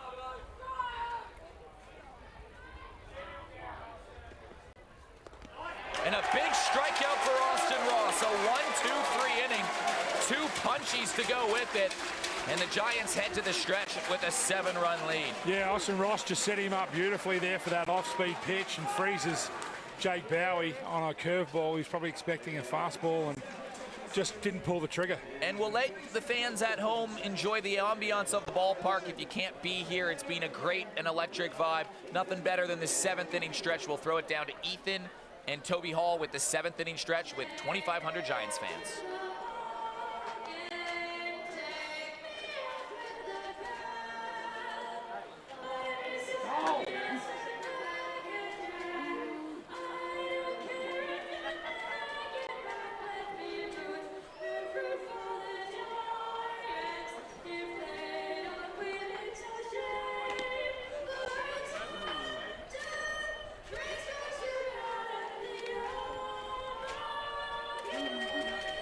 Good job, boys.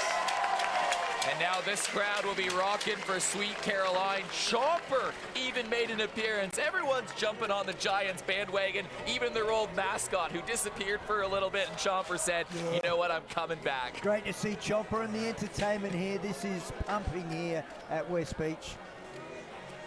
Chomper was the longtime Adelaide Bite mascot. He kind of got lost, I think, when the Giants changed their name, but you know, and he's a feisty character, old Chomper. He couldn't be kept down for too long. He loves a good time, Chomper. He loves a good time. I did see Chomper get taken out by a Melbourne Monarchs player back in the old Norwood days. That was... He used to take part in the Diamond Dash, but became a bit too popular in the Diamond Dash. But from the fun of what happens between the innings to the action back on the inning, we're in the bottom of the 7th. Giants can't feel too comfortable just yet, looking for some more insurance, and you're with Eric Bonar. Now the Giants added a couple insurance runs in that 6th inning.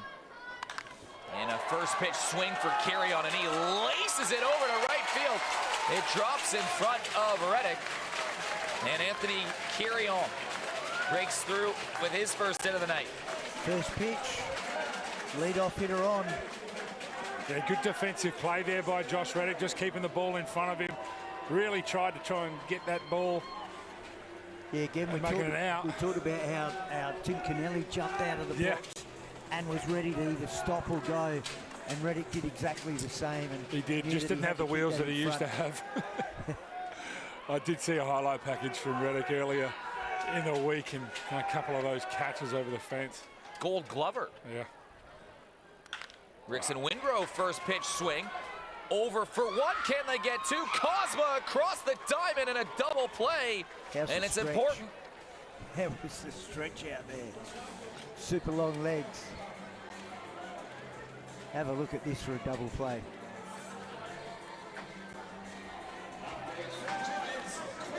And I take you back to the first inning where they tried to get a double play and just missed. And then Jordan McArdle came up and put it over the fence, and we were off and running. Look how Bowie went out there like that and got that stretch. ball. That was outstanding. Hamstrings are hurting just watching that. Quincy Lattimore, one of those 4 players that had solo shots in the 4-run 4th inning. 4 home runs for the Giants in that 4th. And this was the scenario that the Perth Heat just knew they couldn't get into. They couldn't be behind the Giants getting late in the games. No runners on anymore after the double play. Lattimore grounds one over to third. Does this squeak through? It goes foul.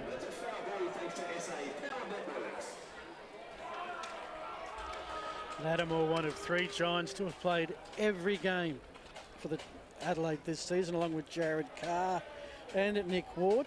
Anthony Carrion not too far away. Played 39. He just missed the last regular season match.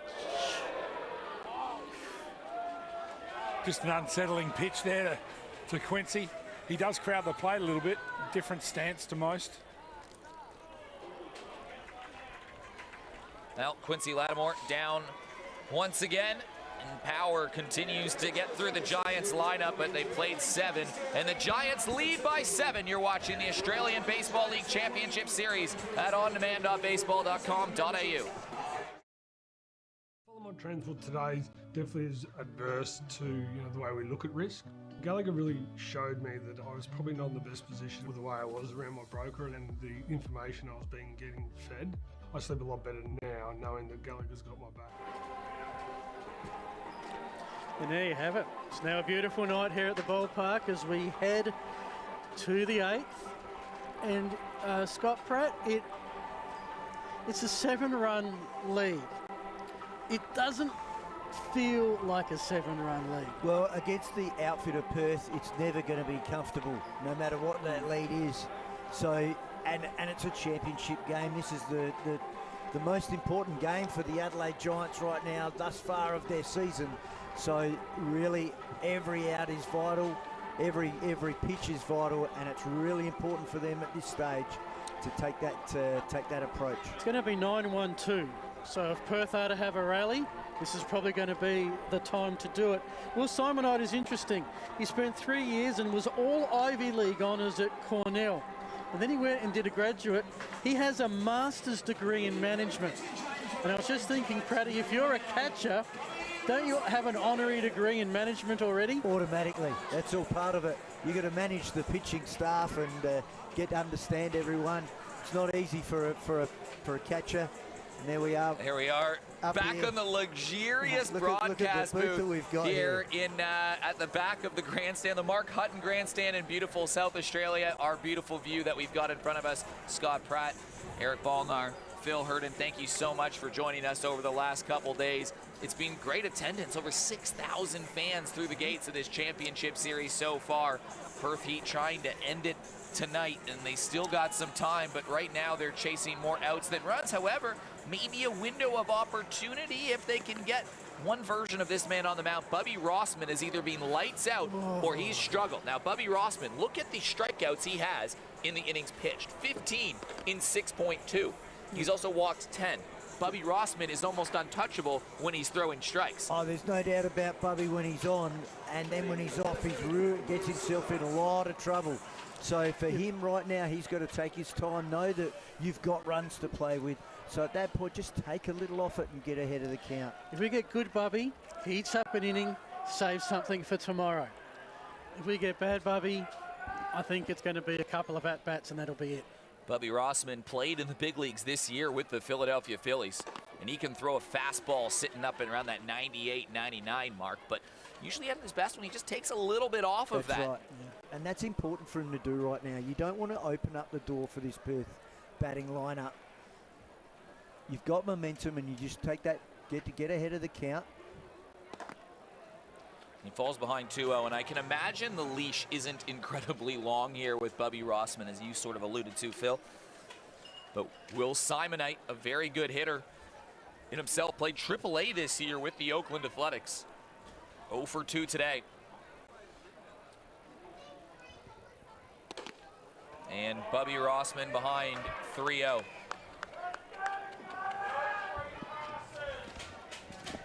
No. Has there been a walk from the Giants pitching staff today? No. No walks and 5 hits and just 2 runs, the 2 solo shots to Jake Bowie. It's a 4-pitch walk to start the inning. And I think the important thing here for Adelaide is to keep their nerve and not turn this into a big inning and not let that happen. And for Perth, what they're going to be doing is they're going to look to get a guy on, move him over and score him. And they're going to make Rossman work right here. So Rossman's going to have to earn his stripes against this talented Perth lineup. Tim Kennelly steps in. If he can get on and give Perth a little bit of a sniff just to get back in the ballgame, that's object number 1. Put up a big number here and put some pressure on the Giants. Get them thinking about those worst case scenarios. That's right.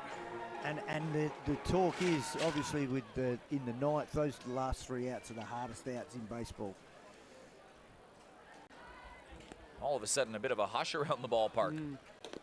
Ball on the outside again. Can't see down the bullpen. There's so many people blocking our normal view down to the bullpen right now. I can see a ball getting thrown up and down, so someone is live.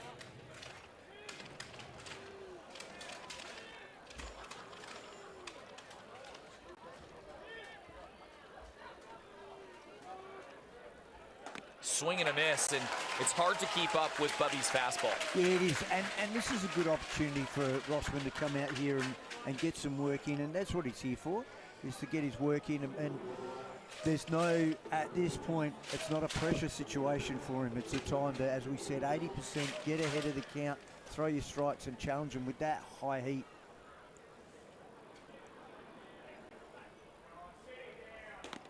Outside again, 2-2 count. You know Kennelly knows the book on Rossman. Yeah, well, I mean, he's a tough out no matter where you're at. You know, had a tough night so far, but, you know, any time that TK comes up and, you know, wants to get himself on and keep this ball game going and create some opportunities for the Perth Heat.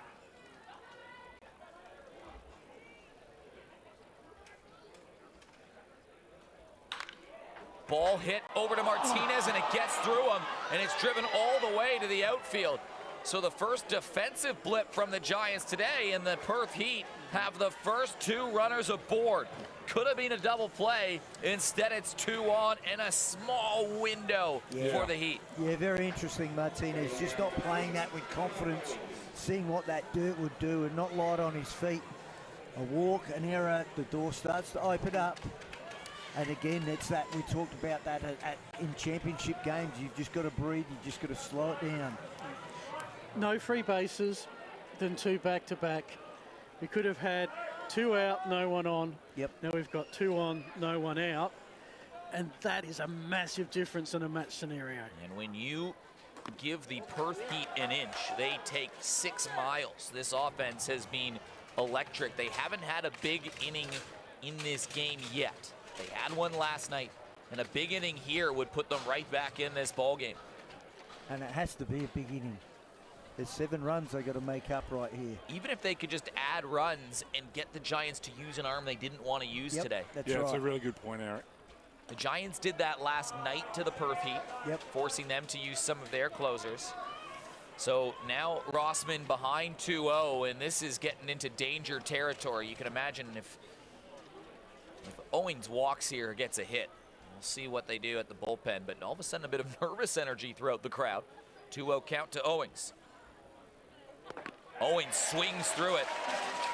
Junior Caminero can catch up to Bubby Rossman's fastball too, and he's standing on deck. That's right. So the Heat still with a heartbeat.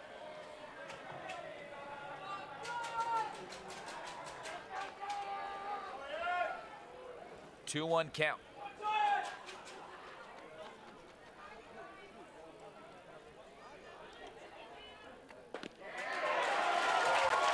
Big pitch from Rossman. Yeah, that's a great pitch right down on the knees.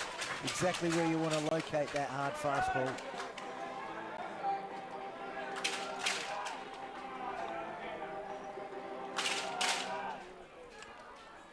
Rossman sitting at 96 miles per hour tonight, according to the TrackMan data. 2-2 count to Owings, 2 on, no out. Owings swings through it, and Bubby Rossman, that's really the only way he knows how to get out. Yeah, look, he's done this a few times this season, or, you know, this last half of the season. He gets himself in a little bit of trouble early and, you know, somehow finds the zone, finds something within to come back and make some good pitches. We saw, I think it was the last game against 질롱코리아, he needed a settler. He came in, he loaded them up with a walk and I think a couple of walks and hit by pitch, and then he went strikeout, strikeout, strikeout. Well, in the 1 inning. They're hard to catch up to when they throw that. Yeah. Can Junior Caminero be the guy that gets the Heat back in this ball game? 2 for 4 last night, 0 for 3 with 2 strikeouts tonight. Rossman was looking for the call, didn't get it. And when you get that reaction, when he gives the reaction, the crowd's going to react even stronger. That's right. You don't often see pitchers react lots of pitches on the black, but Bubby was confident that ball went over the zone. But what's a good sign for him where he should be thinking is that's a great pitch to throw. He's down and he's away. Up the middle, steps on the bag for one, Ward over for two, Giants out of the inning. Yeah, good comeback there by Bubby Rossman. Just found some strikes, overcame a couple of calls that didn't go his way. Error, walk, strikeout, double play. Bubby Rossman at his finest. Well, they'll head to the bottom of the eighth, and if the score holds, this will be the final time the Giants will come up to bat tonight. Maybe looking for some more insurance, but what a game it has been for the Giants. They started off with a 3-run shot off the bat of Jordan McArdle in the first inning in front of 2,500 people at West Beach onto the hill. Jordan McArdle sent a thrill. The Heat did respond. They made it 3-1, but the big turning point in the game, 4 home runs in 1 inning for the Adelaide Giants. All solo shots, pushed the game to 7-1. Jake Bowie had another home run. He's had 2 in the game. And then the Giants added 2 more in the 6th inning to push this to a 9-2 lead. We hope you've enjoyed the call. Eric Ballnar, Phil Herden, Craig Watts, and Scott Pratt. So we have a pitching change, and I'm going to bring this one in. It's a very good friend of mine in baseball, and Dan Schmidt. He's been an absolute stalwart for the Perth Heat and Team Australia and the Australian Baseball League in general. And not only has he the Perth all-time winning record over another Perth great in Simon Isons, but he's a tremendous guy and just one of the nicest guys in baseball. And to see him go out. Well, we'll let this inning breathe a lot for Heat fans here because Dan Schmidt has meant a lot to that community. He's won 5 Claxton Shields, 4 with the Heat, and he has announced his retirement, and this very well could be his final appearance in the Australian Baseball League. He likely wouldn't be used tomorrow if he's being used tonight. He could, so it might not be the final we've seen, but what a legendary player Dan Schmidt has been. He has crafty, you know, knows his role, and you know he's played that role, and he really became a picture of, you know, somebody really when Graham Lloyd came to Perth Heat many years ago, and he worked very hard on his craft with Graham Lloyd, and you know sat in his pocket and picked his pocket a lot, and became a great pitcher for the Perth Heat as we see him deliver his first pitch to Jordan McArdle. You'd almost see then a sense of looking around and a sense of soaking it up, soaking the potential last inning for him to pitch. Yeah, I think you may have seen him come in last night if the Giants didn't make that little mini comeback. I think that Andy would have liked to have seen him kind of see out that game last night, but wasn't to be, and he makes an appearance here in the Adelaide Giants 8th. Played such a key part in that last Claxton Shield win for the Perth Heat that happened in South Australia 8 years ago. And that is one of the longest droughts in Perth Heat history, which is crazy to say if you're in South Australia. South Australia's drought. Schmidt deals 1-2 count. And he's going to get McArdle on the check swing. He didn't go. It is crazy to think Bubby Rossman on his first day when he got into South Australia, he had some media, a photograph in the newspaper. He walked out on the field for the first time and he said, "Where are the other banners?" And he was looking out at right field on a sign that says 1980, and everyone said, "What do you mean, Bubby? That's what's there." And he said, "That's it?" That's a bit more of a drought. Dan Schmidt, a strikeout on Jordan McArdle. Yeah, I think that might have been a little bit of a make-up call from the pitch before, knowing that Jordan may have gone through in that last pitch, and that ball was a little bit high. Not a pitch that Jordan swings at all. And you see a strikeout to the 2-time home run hitter of the evening. Mikey Martinez up to bat now. He goes after a pitch. Caminero scoops. He goes across the diamond, zipped in there 2 up, 2 down for Dan Schmidt, and now he is 1 out away, and this could be the final out of a storied career. Watch it, soak it in, appreciate it, and thank everything that Dan Schmidt has done for this game in Australia. How's the arm on Caminero across the diamond there? Just showing it off. Cheerio to those watching from the Braves club. Used to be the Melville Braves, now they like to be called the Braves. The Braves, that's my home club. What's his home club? The Kennelly clan. Dan Schmidt. They've produced some decent ball players. Yeah, there's been some great ball players there, and you know, Schmidt comes back with the 1 strike. An all-time legend of the game. Jared Carr takes it. He's hit a home run in this game too. Grounded over towards second, scooped by Owings. It's a 1-2-3 inning for Dan Schmidt. And if that is the end of his storybook career, thank you, Dan Schmidt, for everything you've done for Australian baseball. A legend of the game. We hope this isn't the end for you, but if it is, thank you. My trend for today definitely is adverse to the way we look at risk. Gallagher really showed me that I was probably not in the best position with the way I was around my broker and the information I was getting fed. I sleep a lot better now knowing that Gallagher's got my back. Well, Dan Schmidt getting a nice reception in the dugout, all the players coming around him. You sort of do get that sense that maybe that is it. Although it was a quick inning, he could absolutely be used tomorrow, Dan Schmidt. There's no doubt. I mean, he's a class act, and I just see TK going up and giving him a big hug there, and they've played a lot of baseball together. I mean, a lot of baseball together, and seeing that is fantastic. But yeah, going back to the Braves, they've had some great players over the years come through. Not only in the Perth Heat team, now, but going back in the early years, the Dave Russins, the Paris Mitchells, there's so many Braves baseballers that have actually been a big part of the Perth Heat lineup. Kim and Andersons, there's so many, and these names aren't familiar with you, but they certainly are with Western Australian baseball, and a big part of my life.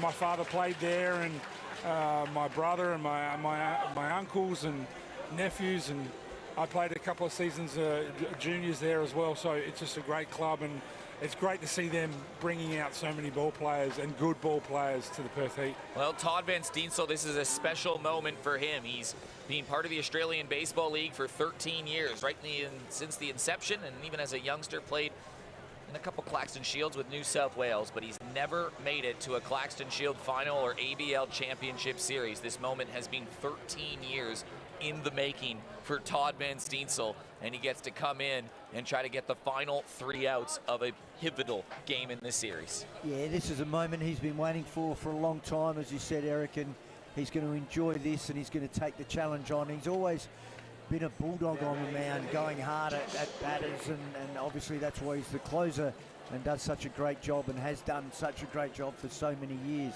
And he gets to face a World Series winner in his first appearance. Todd Van Steensel settles in for his first pitch in a championship series.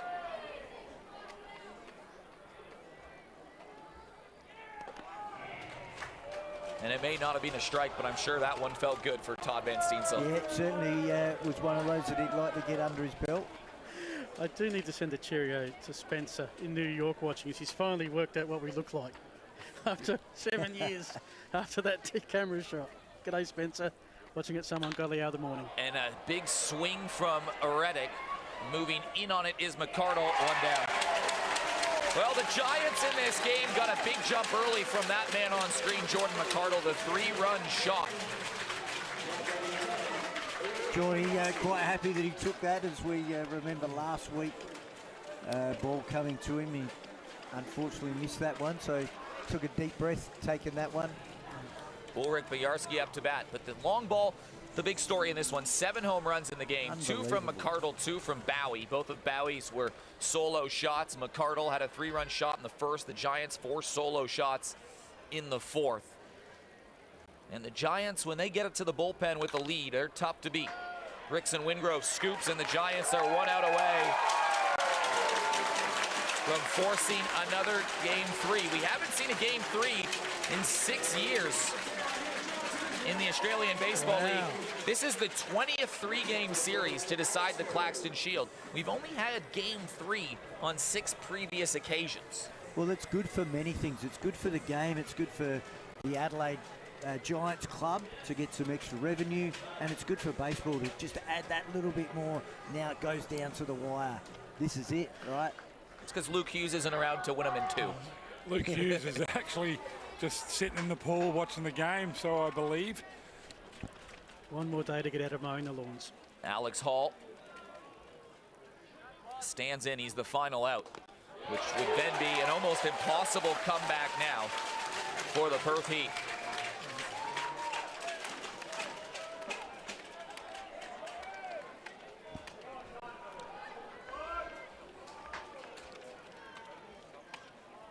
Alex Hall could be the Helms Award winner for his fantastic season. He's most certainly on Team Australia with the man throwing to him now and Todd Van Steensel. Flares one off, it goes foul, so the Perth Heat are down to their final strike. Todd Van Steensel's got the first 2 out. 2,500 people here at Dye-Color Australia Stadium.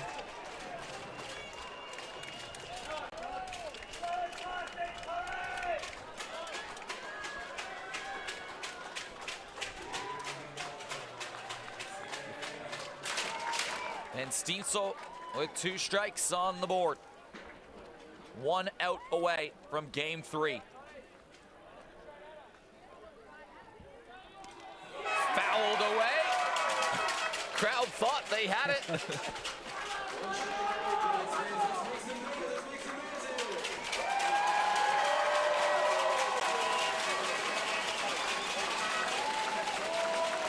Van Steensel says he's been waiting for that 3rd out roar for a very long time. Will this be the moment here?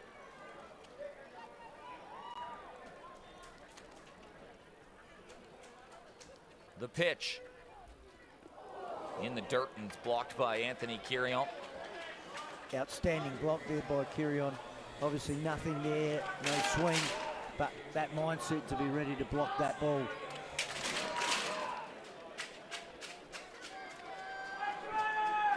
No one's leaving. 2 balls, 2 strikes, 2 outs. Giants needing to win this game to force the decider. Van Steensel sets again. The pitch. Tag to center field. Jared Carr moves under it. We're going to Game 3.